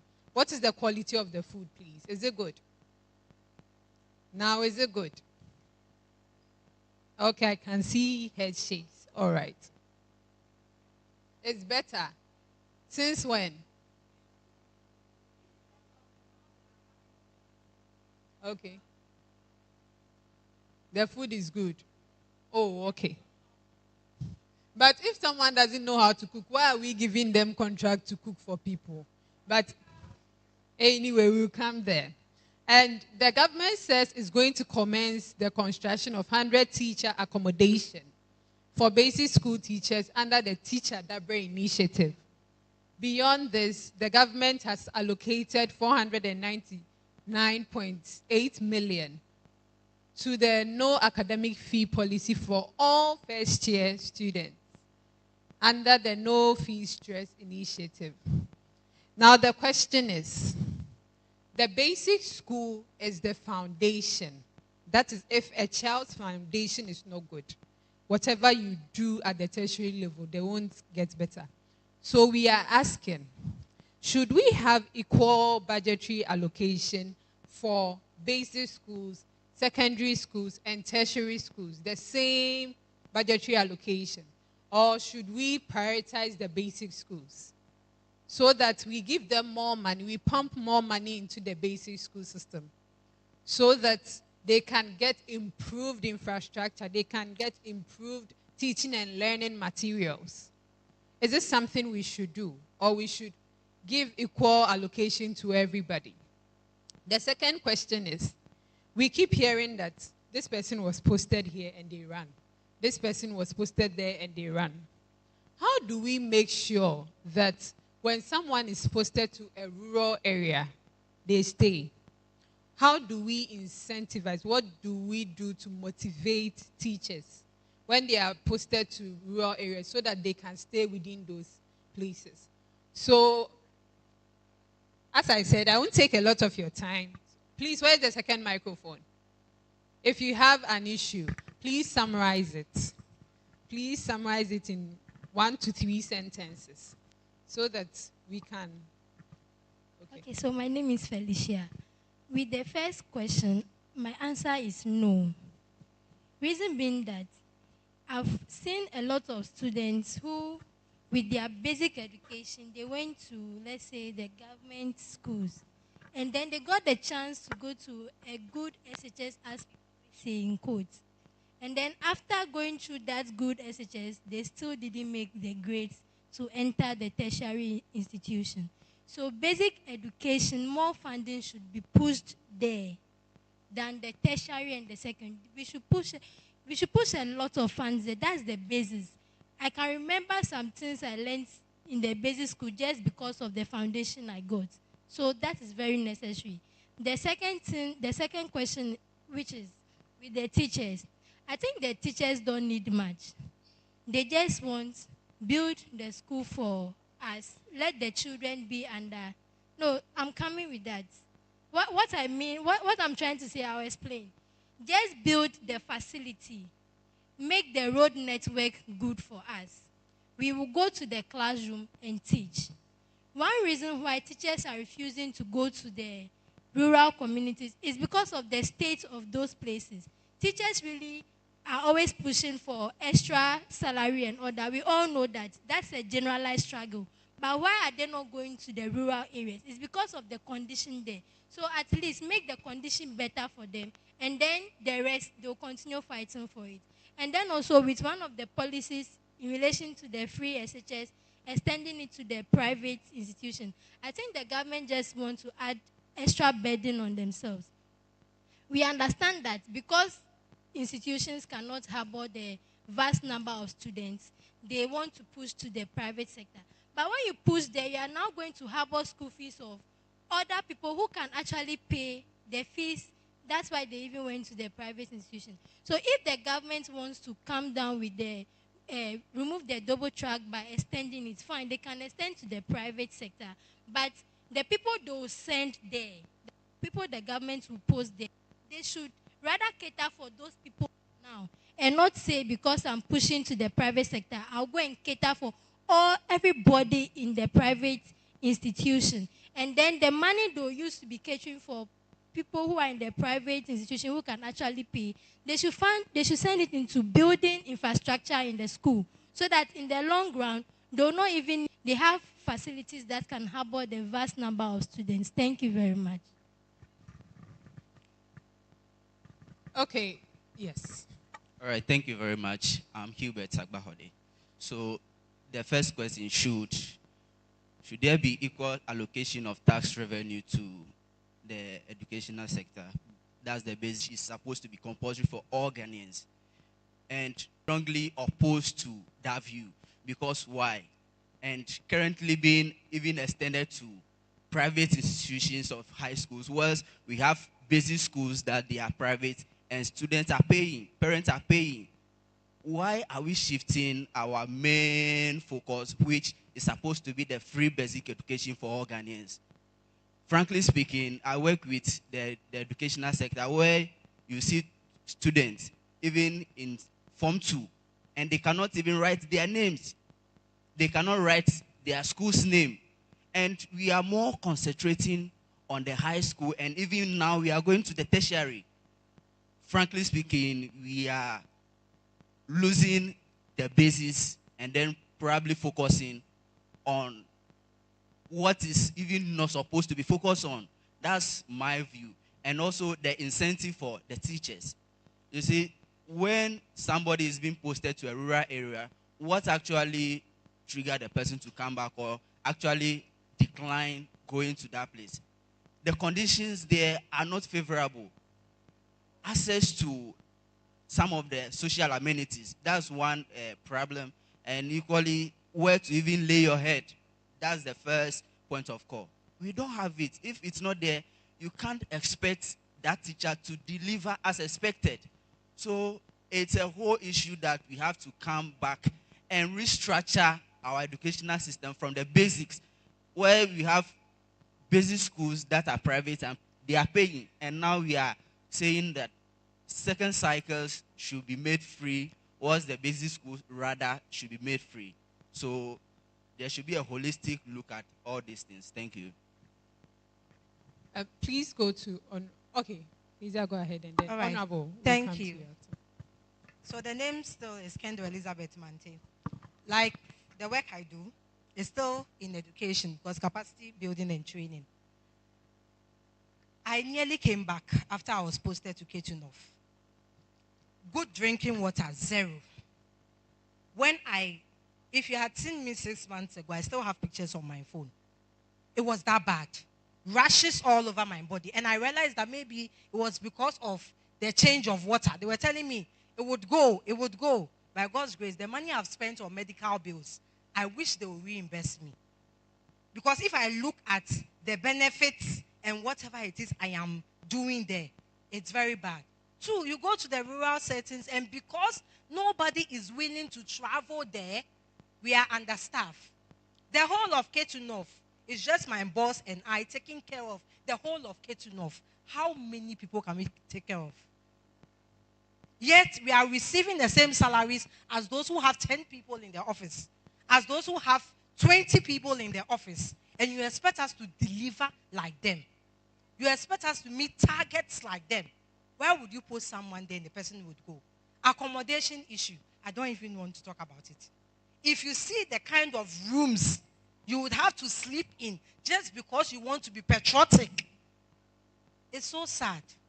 So I don't know what we can do. I'm also here today because I want solution. If not, some of us will start running away. Because some of us, even though we have been taken to the rural setting, we've never lived a rural life. But then it is because of the impacts we want to make. Even when we are taken there and things are difficult and we cannot even stay, we close our eyes and force to stay. So please, what are the extra incentives that can be brought on board to make it attractive for someone to say that, okay, when I'm taken to the rural area, there will be free electricity bill, there will be free accommodation, there will be free health care, as a way of motivating me to say, I won't stay in Accra again. Please, take me rather to this particular place. That way I get to keep my salary and I don't have to pay for any other thing. So please and please and please tell government that if not, some of us will get tired one day. And when we get tired, we are sure our colleagues who never even wanted to go, there is a time coming where they will not get anybody to be there. Thank you.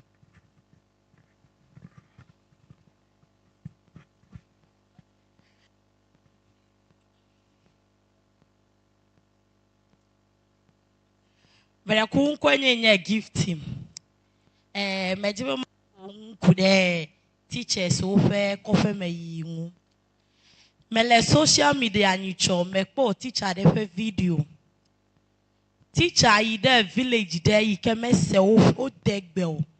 Mess o fake bell. Eh nara femela ele bobe ma pon free juma sumi kofi meni koka because he doesn't understand the language that those people speak. Enti me to say we are idea met me a catcher a buying say on from what teachers no more and crown crossing. So be teacher be a quick they should make sure that maybe that teacher can speak even their local dialect.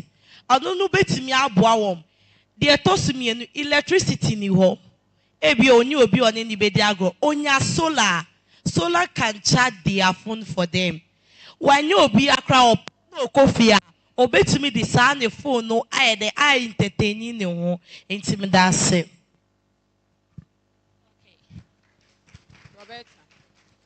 So, Samira Abdelmomen, I have been a teacher for the past 18 years. In 2008, I was posted to one village called Obakroa in the Greater Accra region. And unfortunately, there was no electricity in that community. We stayed in that community for 6 good years. And no electricity, no cars from that village to Accra. If one car moves, then forget about whatever you want to do in Accra. And unfortunately for us, the same salary we would take is what the person staying close to the education office takes.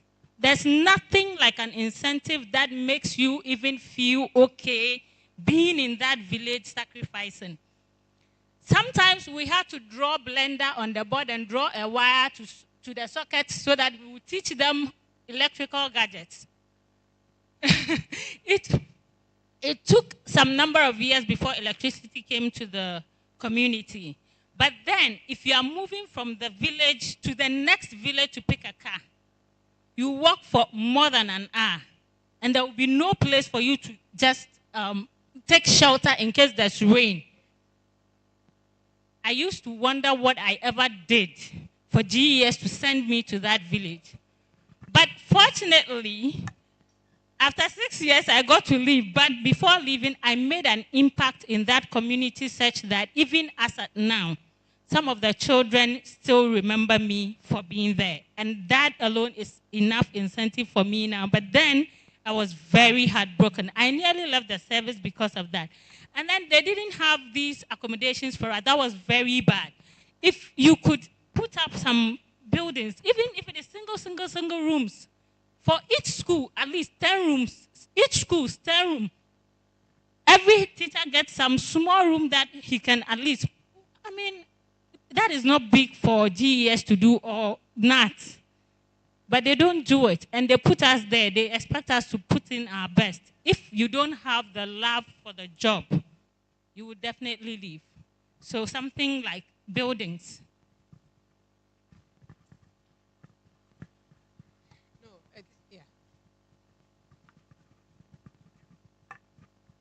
Thank you very much. My name is Martha Gatolagle. My story is similar to hers, but mine is more serious. I was a teacher. My first posting was to a village called Hukbu. And that morning we set off around 5 a.m. from home. We got to Asiekpe around 7:30. Then we set off. They said, oh, it's just this place, Giekoyo. From 7:30, we got there 6 p.m. to the village, 6 p.m.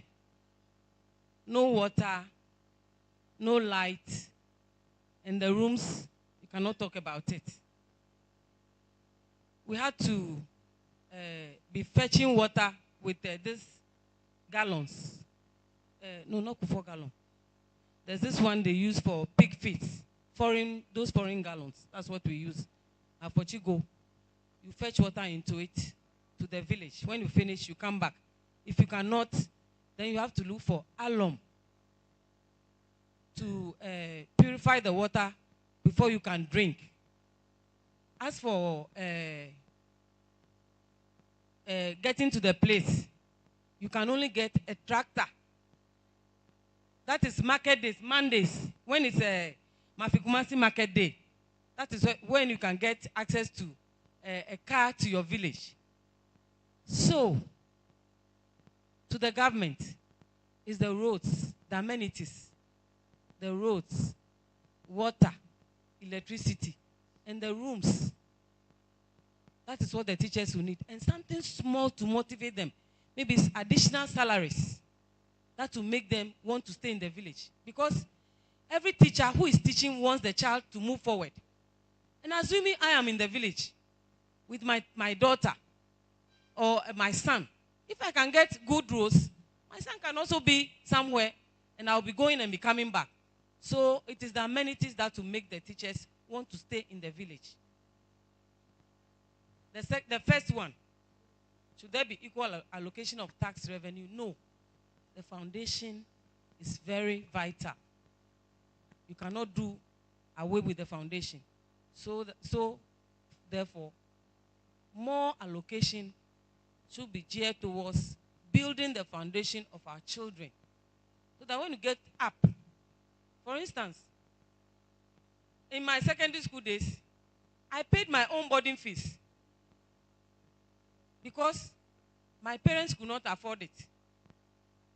So I had to look for money by weekends, going to Togo, another place, to buy panties, ask for permission from my house mistress to go and sell on Saturdays. If the foundation is good and you know you are mentally okay and you can do the work, you can have some time to go and do your business and come back and continue. So the foundation is very, very important. Thank you. Okay, so I think we'll take the last one from the gentleman in the corner, and then we move to the next thing. Was there any other hand, please?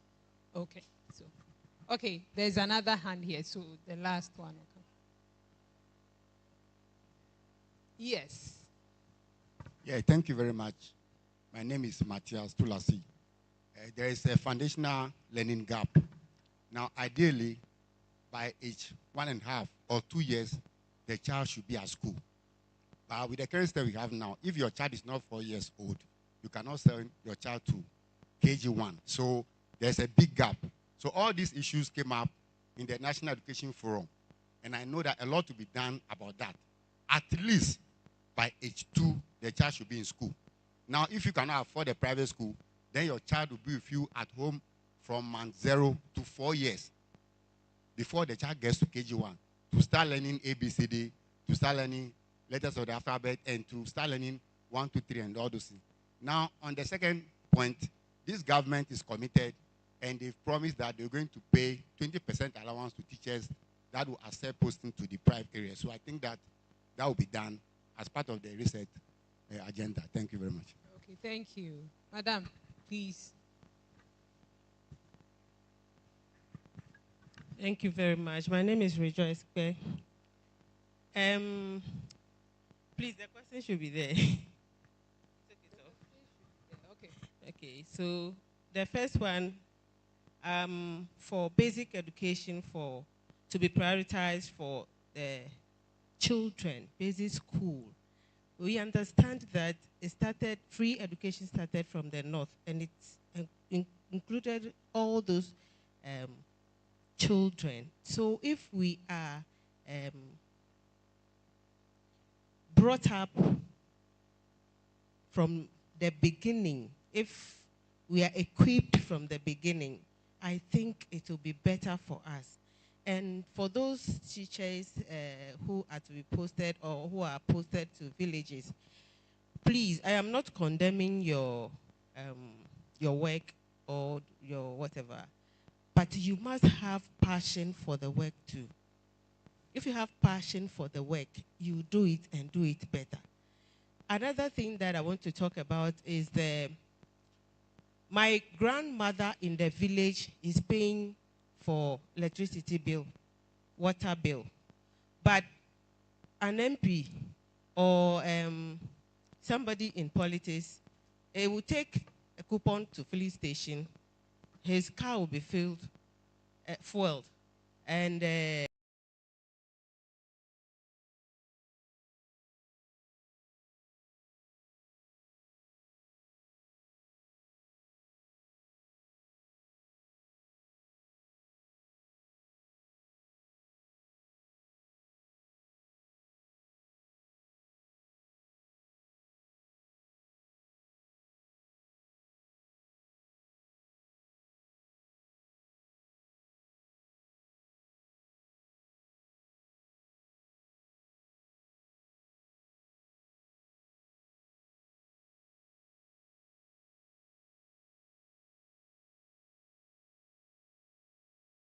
those in the villages do. Thank you very much. Thank you all for your wonderful submissions. So I'm going to move to the next part of it. And this is local government. So we keep complaining that our local government system has a lot of challenges. And the first one being that their funding never goes. And a conversation was started in 2021. That is, if we should elect our MMDCs or not. That conversation was started. And if we want to elect them, are we doing it on partisan lines, as we do for MPs, or we are doing it on non-partisan lines like we do for the assembly members? So that is a conversation I want us to have this afternoon. We conducted a survey in 2021, and 73% of Ghanaians were dissatisfied with how local assemblies handle development challenges. And when you go to the assemblies, they also tell you that they do not have funding. Their resources come, but it delays. And even if the resources come, you just get a small percentage of it. And we asked another question. Do you want an MMDC election? That means, do you want your MMDC to be voted for? And 76%, which I believe is a majority, said they want MMDCs elected instead of appointed by the president, as is being done currently. And we asked another question. Do you want them to be elected on non-partisan lines or along partisan lines? And another majority, 71, said they prefer election to be on non-partisan lines. So, yes, I just want us to focus on this particular one for local government. Do we amend Articles 243 and 2462 of the Constitution to enable the non-partisan election of MMDCs? Is this something you think we should do? Or should we make sure that they are appointed by the government? If they are elected, I believe it will strengthen accountability and strengthen local participation. So I want to hear your thoughts. Do you think we should elect our local MMDCs? Please, we are taking 2 submissions for each of the questions. Yes. Please make it brief. Just go straight to the point. So, Reverend. Thank you very much. I'm Seth Mauto. I'm taking it from the last point where our district chief executives or municipal chief executives should be elected, and it should not be on political or partisan affiliation, but individuals to seek for election. District assembly is such that the district chief executive should be responsible to the people and not to government. And if we allow politics to take over this also, the problem that we have discussed over here will continue to happen, where especially if women want to vie for district chief executives, they can apply for and they can be voted for. But if it is political distance, the parties are going to look for the people that they want. So we want to play that the district chief executive positions should not be put in any political party, but anybody at all who has the desire to vote, to see to the development of the district should apply for and should be voted for, and to be accountable to the people and not to the president. Thank you very much. Thank you. The three people raised their hands here. In fact, they were all thinking alike. So, Reverend spoke on their behalf. Can we move on to the second point? Thank you. Okay. So, the other point is that we have spoken extensively about marginalized groups, right? Persons with special abilities, and then women and youth. How do we ensure that if we are going to be electing our MMDCs, how do we ensure that they are also represented at that level? What should we do? 2 submissions, very brief, straight to the point. So 1, 2. I want to suggest that they should send their representatives to, for instance, like Whole Central, I realize about 20-something stand to be voted for, to be interviewed. So when your representative is there and he qualifies, you yourself, you realize the person is qualified. When the person, if they'll be voted for, they'll vote for the person. And if they'll interview the person and the person is qualified, the person will be picked. Thank you. Thank you. The last one. Yeah, thank you very much. My name is Maonyo. So I also want to say that in as much as there are these policies of meeting quotas and all that, politics, you have to learn politics. No, they come and they're just saying, we can be doing all the good things, but those who are doing politics know that you have to network. You have to have people who are guiding you, and those people can speak for you in boardrooms. If we are saying that, okay, there are quotas for the youth, women, and all, let's learn how these things are done.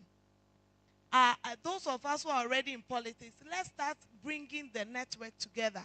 We want the things to be done right. Already there is a system in Ghana's politics. Do you have a mama speaking for you? Do you have a father speaking for you? Not that you do bad things, but try to see how you can fall in line with those people who are in power. Because no matter what, these people have power and they are commanding those who should take those positions. So it doesn't have to be, oh, I'm a youth, I'm hardworking, but who is in boardrooms? Who have you networked with? Even here that we are seated, there are queens, there are leaders, regional directors. You'll be surprised some of us won't even take a contact. All these things play. Okay, there are politics, but Charlie, politics has its own way of working out. Let's try and find how we play this game right for us to go there. Otherwise, in court, we allow the same people who are there. They'll still be doing this, and every year we'll come back for town halls, and nothing is changing. Thank you. Thank you very much. Final submission. So the next point. Okay. So the other bit is that we want to elect them. Should we stagger it? This is a proposition we are making. Should we stagger the election as in, so we start from the metro level, we test it to see if it works. If it works, then we trickle down to the municipal level. If it works, then we come to the district level. Is this something you think would be useful? Should we test it at the metro level? So we just stagger it. At first, we will start with the metro level, and then we come to municipal and then district. And if that is the case, do you think we should merge some municipalities, right? So that for places like, places that are very close by, a place in Accra like Adenta and Medina, we'll merge it so that they vote for one mayor for that side. Or we group Accra into 4 so that they all have, like the 4 parts have one mayor each. Do you think it's something we should do? Or we should just focus on electing 260-something or 270-something MMDCs? Yes, please go ahead. Straight to the point. Yeah, thank you. I think it should be made individual basis, like the metro, and then the district. Each stage has its challenges. So if we want to start on that target, maybe the challenges of the metro could discourage the other stages to be given the opportunity to elect their individual MMDCs and then the district executives. So if on that base, it should be made generally at once. Each state should have the chance to elect their district chief and then municipal and then whatever it is. So that is to my view. Thank you very much. We'll take the final one from Joshua.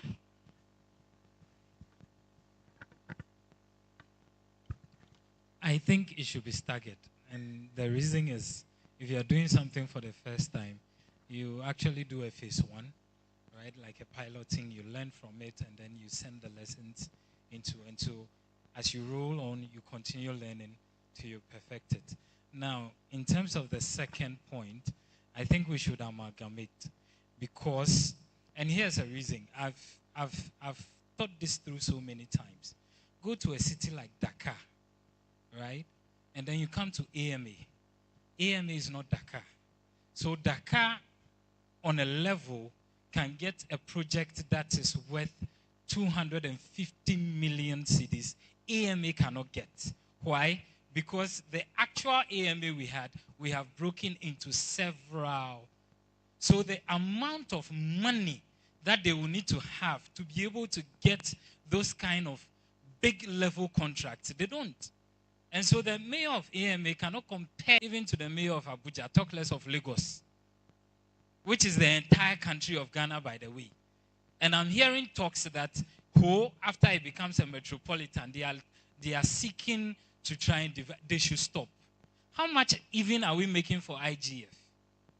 How much? And when you speak to people working within the assembly, they are afraid of our new status. Because Sokode is going to become a zonal council. How much does Sokode make? That's the question.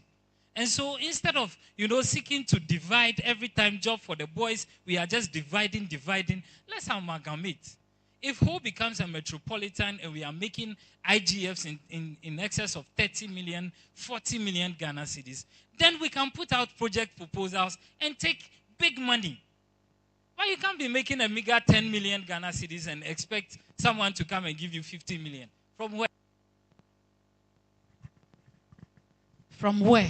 On that note, we'll give Madame the chance to continue. Yes. Okay. So there's another part of our democracy that we need our input on, and that is constitutional review. When the president was inaugurated, he set up a constitutional review commission. And they are taking a look at our constitution to see what reforms should be included and what should be added and what should be deleted, sorry. So we want to ask you about the constitutional review process. As one, if the Council of State should be maintained. If so, who should be in the Council of State? And before I continue, are we all familiar with the Council of State, what it is? Okay, so let me explain it a bit. Every chief or every traditional leader has some elders who advise him. So the Council of State is that to the president. They advise, they counsel the president on what he should do and what he should not. So they provide some sort of advice to him.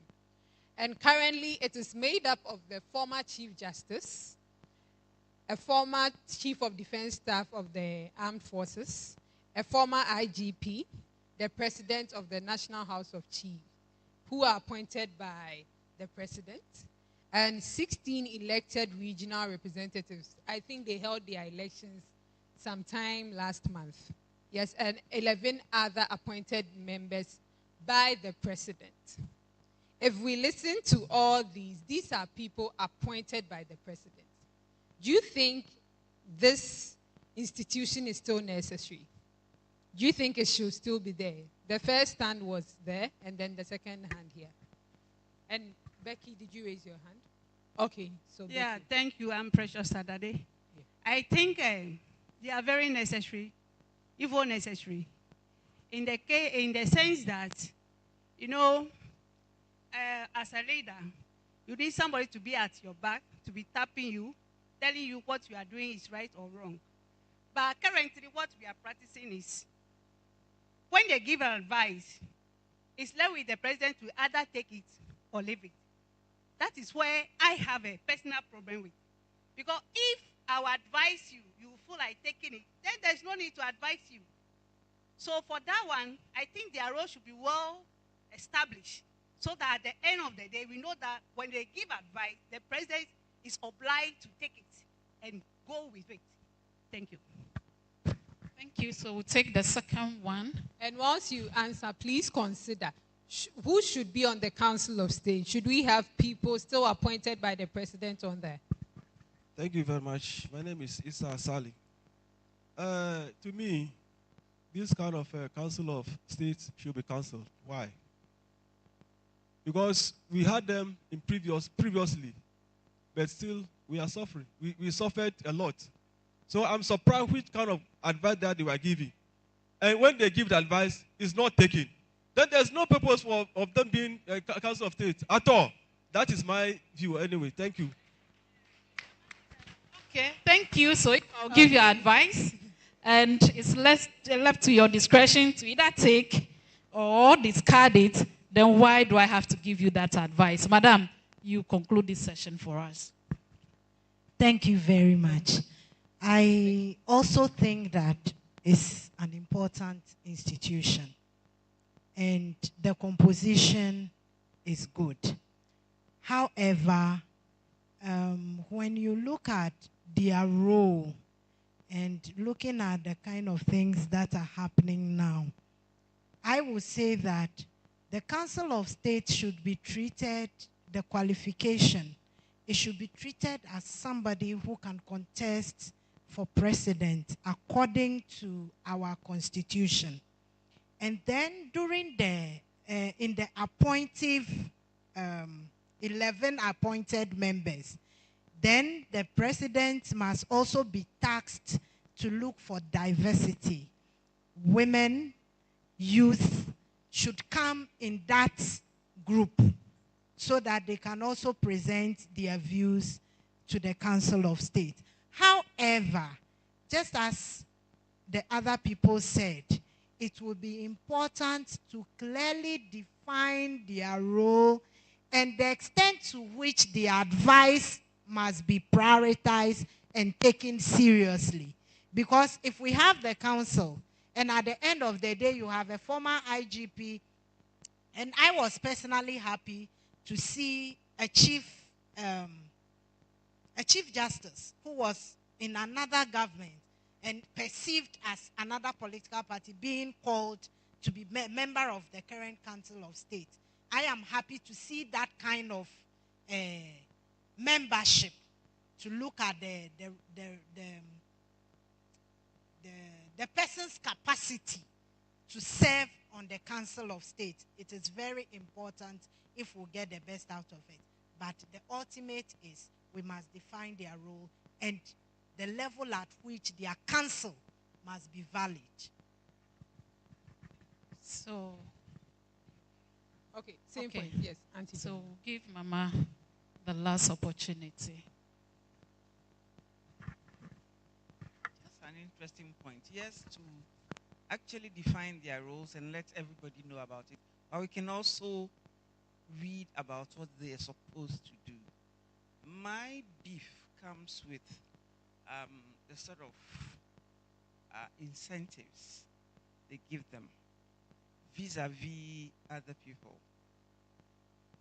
There's been a lot of discussion on their role vis-a-vis the role of the National Peace Council. Ours is like a sacrificial something, more or less like voluntary. It doesn't come with salaries and so on and so forth. I think I have a regional representative here who can tell you. So you come and there is nothing like salary. But these people are eminent people just like we are eminent people, because it's the Peace Council, the governing board also has big people. But they come, they are already, the that as an example. They are already, some are lecturers, some are consultants, and so on and so forth. But they are heavily paid. They have protection, and so on. Then they have ex-gratia. Yes. So you wonder. And I remember when there was a lot of issues around the current Abu Mafia. Yeah. And he refused to take his monies. And that was when some of us got to know these things. I said, hey, we are looking at peace and it can be risky. I tell you, very risky. I remember the last election, not this one, 2020. I won't say my story, but very risky. And no pay, you are given allowance for a quarter, and it's like peanuts. Go and buy peanuts with this allowance per quarter of 3 months. So we want to know exactly what and how, and because we are crying for resources and things, we should trim down some of the things we give them and then look at other organizations that are similar to this, because we also go and advise on peace issues and things at the highest level. So we should look at their role very well and see if we want to trim down maybe some of the plenty things we are giving them, because they are eminent people, they are quite fine. So that is what I want to contribute. Thank you very much. Thank you. So we should rethink their incentives to see if we can cut some things out. Okay. And my second question, should we abolish the requirement that a majority of ministers must come from parliament? Already, MPs are swarmed with constituency work, and you say we should appoint a majority of them from parliament. You have people missing parliamentary proceedings. People do not go to parliament. When you need them to form a quorum, they will tell you they are on government business. So should we rethink this provision that ministers should be selected from parliament? Or should we make a minority of ministers come from parliament, or keep it as it is? Yes, Becky, you have the mic. Yes. So 2 points to this. My experience working with Parliament, especially to get the Affirmative Action Act passed, there were times where you not even have majority in Parliament to get a quorum because they are all doing government business. So I would like the suggestion that we should make a minority of ministers come from Parliament. Because another thing too is, if you are not, you're not a minister, sometimes your bill or your government business will not be discussed. Draft, we wanted to have reservation of seats for women and all of that. But it had to be taken out because we don't have a constitutional backing for it. But if we had a constitutional backing in our constitution, which says that not less than 2/3 of the membership of parliament should be more, not less than 2/3 should be more than one gender, or at least 30% should be women. And other African countries have done it, South Africa, Rwanda, Kenya. We should have the same thing in our constitution. And I think that would help also, because then now even the Electoral Commission can ensure it is being done by political parties. Then political parties can follow. But if it's not in the constitution, all our work trying to increase women's participation in parliament will be a problem. So those are my 2 takes. Thank you. Thank you, Becky. So, Becky, let's not repeat what she said. Okay, so my take on the second question. Before I answer it, I want to ask, as a minister, as a member of parliament who have been given a ministerial position, are you paid separately? Are you paid as a minister and paid as an MP? I think that's very unfair to the Ghanaian populace. So, to me, if they are paid separately, and then also because they are ministers and MP as well, they are lacking presence in parliament, and so government business in parliament is always becoming an issue.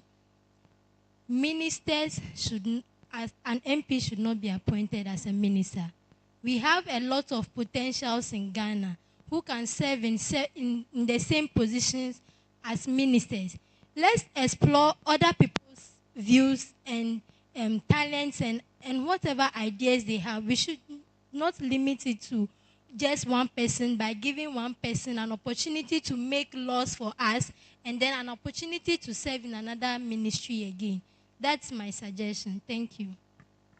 Thank you very much. So we'll proceed. Okay, there is a hand up here, but I'll give you 30 seconds. 30 seconds.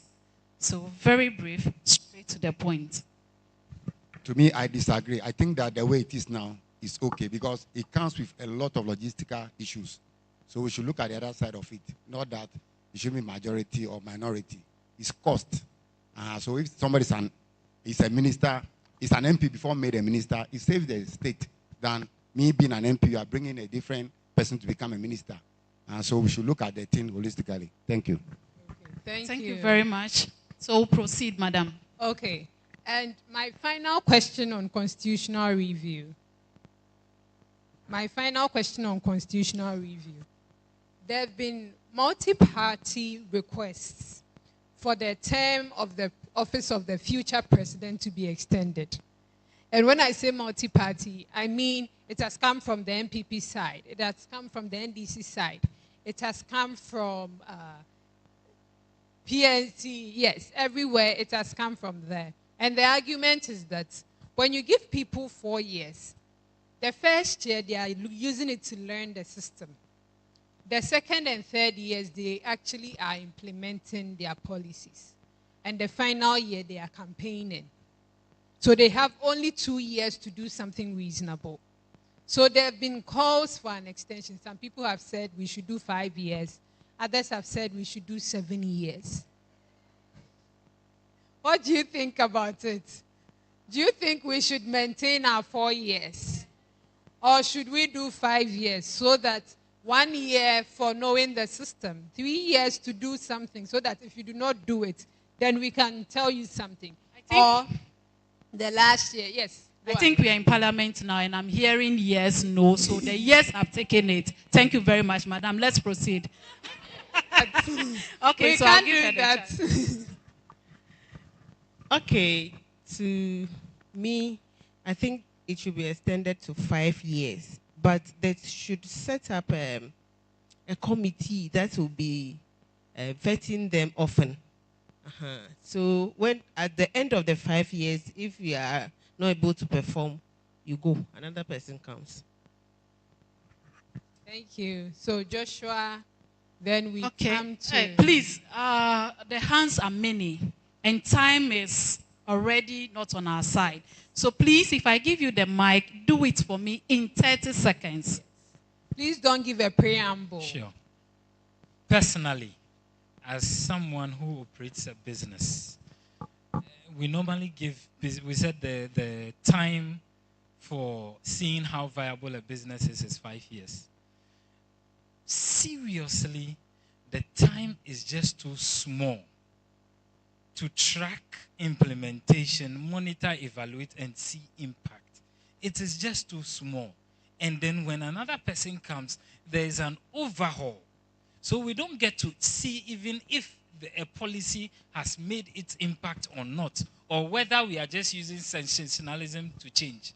I do not know how many years, but currently where we are, if we don't like where we are, then let's think seriously about it without the passion that comes with it. Let's think about this objectively. Okay, Thank you. Let's think 30 about seconds. it objectively. Please, I would like it to be 6 or 7 years. In Ghana, in the whole of Africa, it is only Ghana and Nigeria who they have only 4 terms. The rest of the African countries is more than 4 years. And that has affected them in a positive way due to development. Thank you. Honorable Mata. I think that we should maintain the 4 years and lower the power we have given to the president. Because I think that is what is causing the problem. If the president has a minimum power, but the 4 years is okay, I think it's better. Okay. I think there was a hand up here. Okay, let me go to Reverend. I'm still listening because I'll become the first female president in Ghana one day. I would suggest 6 or 7 years, 1 term. That's all. Okay. 6 or 7 years, 1 term. That's all. Okay. So, Ivy, there's a hand at the back. The lady, Okay, madam, yes. before I come to the...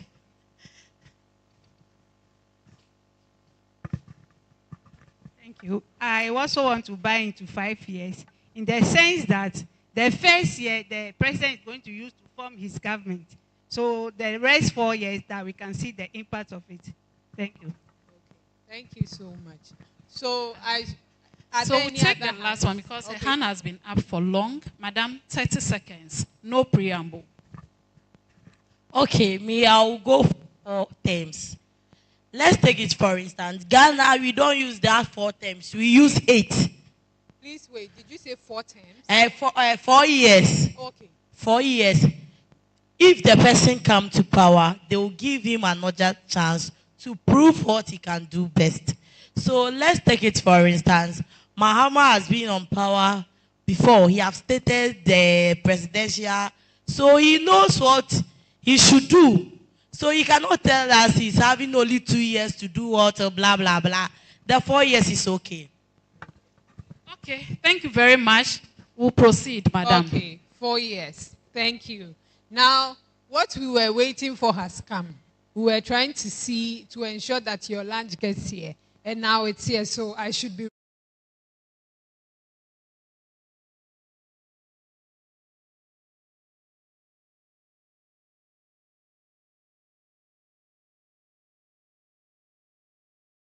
Because all the funds we've allocated to all these interventions, if one person decides to pocket all the money, our young girls will not get the pass they need. Our survivors of domestic violence will not get the structures they need. We won't be able to fund a lot of things. So let's move to corruption. I'm not going to go through, but yes, this is how corruption has moved across the country.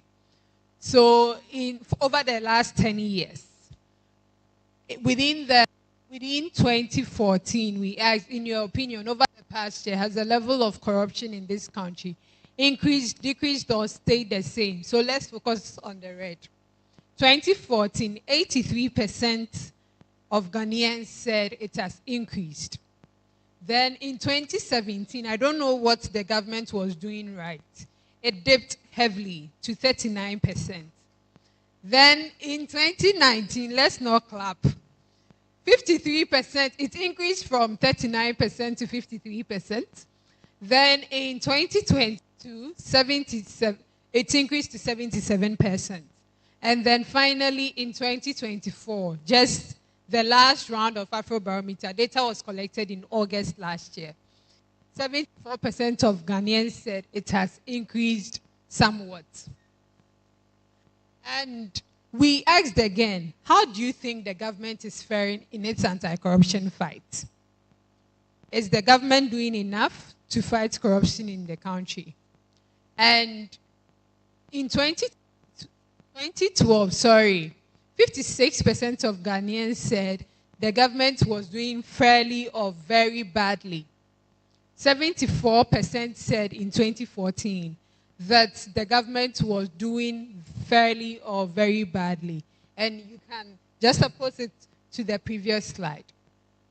In 2017, that number dipped again, 33% saying the government was doing fairly or very badly. So in 2017, our corruption fight was actually pretty good.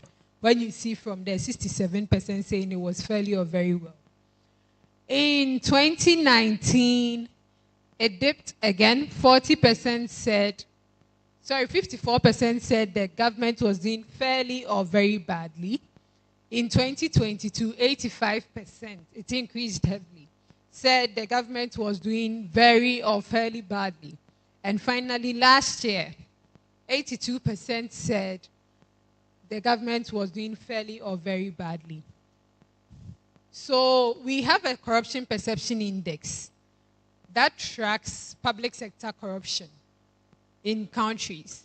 And Ghana's score, it tracks over 100. 0 means you are doing very badly, and then 100 means corruption within the public sector is not as bad. It's actually very good. So Ghana's score is 42 over 100. I don't know how you will score it, but it's below average. So it's not a good score. And we rank 80th out of 180 countries on the index. So there are 100 people behind us who have it worse, and I can imagine those countries. If your corruption is worse than Ghana's. Anyway, so yes, to help fight corruption, the NDC has made so many commitments. We've seen some of them. Operation Recover All Loot, that's oral, to investigate, prosecute, and recover proceeds from corruption. They said they will establish a state assets registry to protect state assets and address state capture and looted state lands. We've heard a lot about this in the past when state lands are given to presidential appointees and other people connected to the government. So they said they will initiate a law to prohibit public officials from purchasing state assets. They will introduce a conflict of interest legislation and review the Public Procurement Act to ensure transparency and prevent insider dealing. And with this, you know, people will be within the MDAs and then they would be telling their family members, we are bringing this contract. So put in a proposal so that you get it. When you get it, we share the money. So they are bringing legislation to fight that. And they said they will establish a special court for corruption cases and empower the Auditor General to enforce surcharge powers. But this, I have a question on that. So what will be the role of the Office of the Special Prosecutor? But we'll come to it later. So what are your thoughts about the NDC's oral? Do you think it's fit for purpose to do the work they claim it will do? And they said there will be sanctions for those who engage in corruption. Jail plus recovery of funds plus community service. Which ones do you think we should go for? Should we only jail them? Should we jail and recover? Should we recover funds and give them community service? So let's start with first. Please hold on. Let's start with the first one. What do you think about oral? Okay, there's a hand right beside. On this very one, we take 3 submissions for each because I can hear a lot of noises. Everybody is interested in this part of it. So, madam, straight to the point. Okay, my name is Felicia. With the oral, I think it's a very good initiative, but the implementation is going to be a problem. That's what I think. But I believe that if the government makes use of private investigative firms, this oral can be very, very good or very beneficial to the country. And then also, the politicizing of the judicial system. I think that has been a topic that has been a headline in Ghana for a while now. And so the government should focus on making sure that the judicial system is a very independent body, devoid of political interruptions, so that when people who have been caught or have been prosecuted by the Office of the Special Prosecutor and then the oral team, we will have good justice for whatever crime they've been accused of, and then the Ghanaian at large is benefited very well. And then with the sanctions, I think that jail term, recovery of funds, plus the community service, it should be the three. You serve a part of the jail term, they recover the funds, and then you're also giving some community service to do. I think this would deter a lot of people from the corruption we have in Ghana. Thank you. Thank you. All right, thank you. So I think one thing I love in Ghana is the fact that the account man will say and so for me, I believe that the oral is something that has come to stay, even though it was started by the NDC. Because bet you me, because of what the NDCs have done to the MPPs, they will take over and do worse. They will also go and dig deep into things that they have not even thought of, that people would be coming after them. So for me, I think it's a very good initiative, and I believe it will come to stay. Now with the sanctions, I believe it should be according to what has been seen. Maybe by virtue of appointments, some people have been so locked up that if your boss says sit down and you don't sit down, it becomes wahala. At some point, we saw some appointees of the president going out of office, resigning and co, because they felt like they didn't want to stain their hands. Some who also felt that this is my only source of livelihood, couldn't move, but they just had to, what's the name, align with what government was asking them to do. So I think depending on what has been discovered in terms of your role, whatever is due you should be assigned. Recently, when the Minister of Finance, when they were doing the ministerial auditing live on television, there are situations where the deputy minister will say, I don't know, ask my boss. Administrator will say, oh, this person signed it. So you realize that the corruptions are happening within the appointees, and even sometimes government is not even aware that certain things are going on. So I believe that this has really come to stay, and then let's rather see how best we can have infrastructures put in place and legalize this system. Thank you. Thank you. Thank you. Okay. So last two. My name is Pearl, but I want to speak away so that everybody should understand.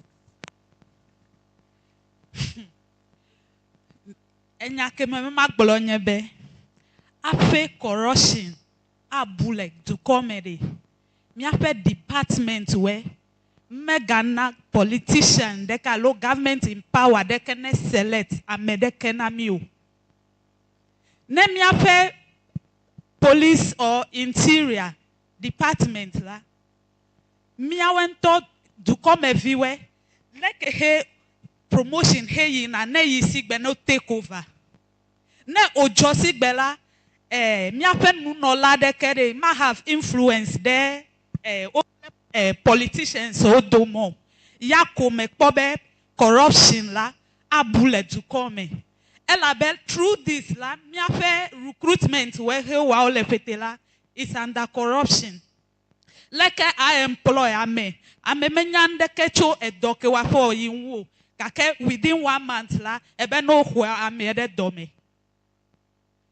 Ta enna la miafe do wa for fetela corruption leji legbegbe. Tane wa nyode miafe do wa fe de sia de hele Ghana education security department de sia de la constitution e no tore government mega si amedekere miagio no follow trend like a hole you no follow trend no doji we kola wo hana take over ne no sigbe evelia miafe politicians who fe gadudu le dukomela enye nenye de kasi otola no force we gake ho hole miasi let me go hoga with interest let me dasilon omeka yi prison ela be already prison le choke prison e yo mele no fe pona mewo ya so agagbaga no amebubu we ko yi no hoga see with interest akpe. I guess you understand what she said, the way you were nodding your head. I want to assume and believe you understood everything. I got what she said. Thank she you. said our Princess prisons are here choked. again. So we should let people pay and pay back with interest. Thank you very much. In my usual comments, I said that when it comes to policies and laws in Ghana, we have them. But when it comes to implementation, there are issues. We know our policy for public office holders is to declare assets. But some of these office holders are the custodians of the law, the delivering agents to ensure that these laws or policies are what's implemented or they are being visualized. But they are now the perpetrators working behind the scene. So what are the measures that we can use as citizens to address some of these issues? So for me, for the sanctioning, we really have to have strict sanctioning. We will take our money, you will go to the prisons, and we'll freeze your assets till we recover all the things that have been looted. Because when you look at GIABA's indicators on corruption or money laundering, a chunk of it is coming from our top officials at the highest level. And I think as citizens, we need to be strict on monitoring and evaluation.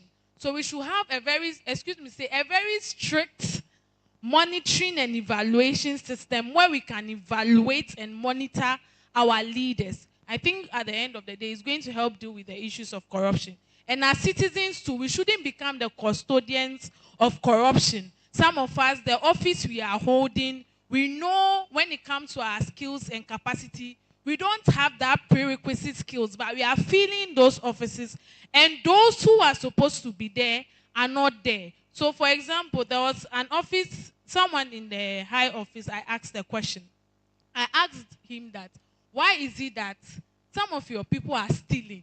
They're civil servants. The statement he made was that our bosses up there are chopping big money.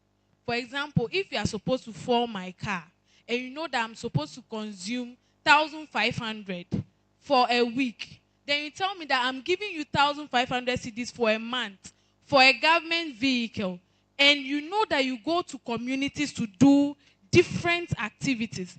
That fuel money you are giving me is less.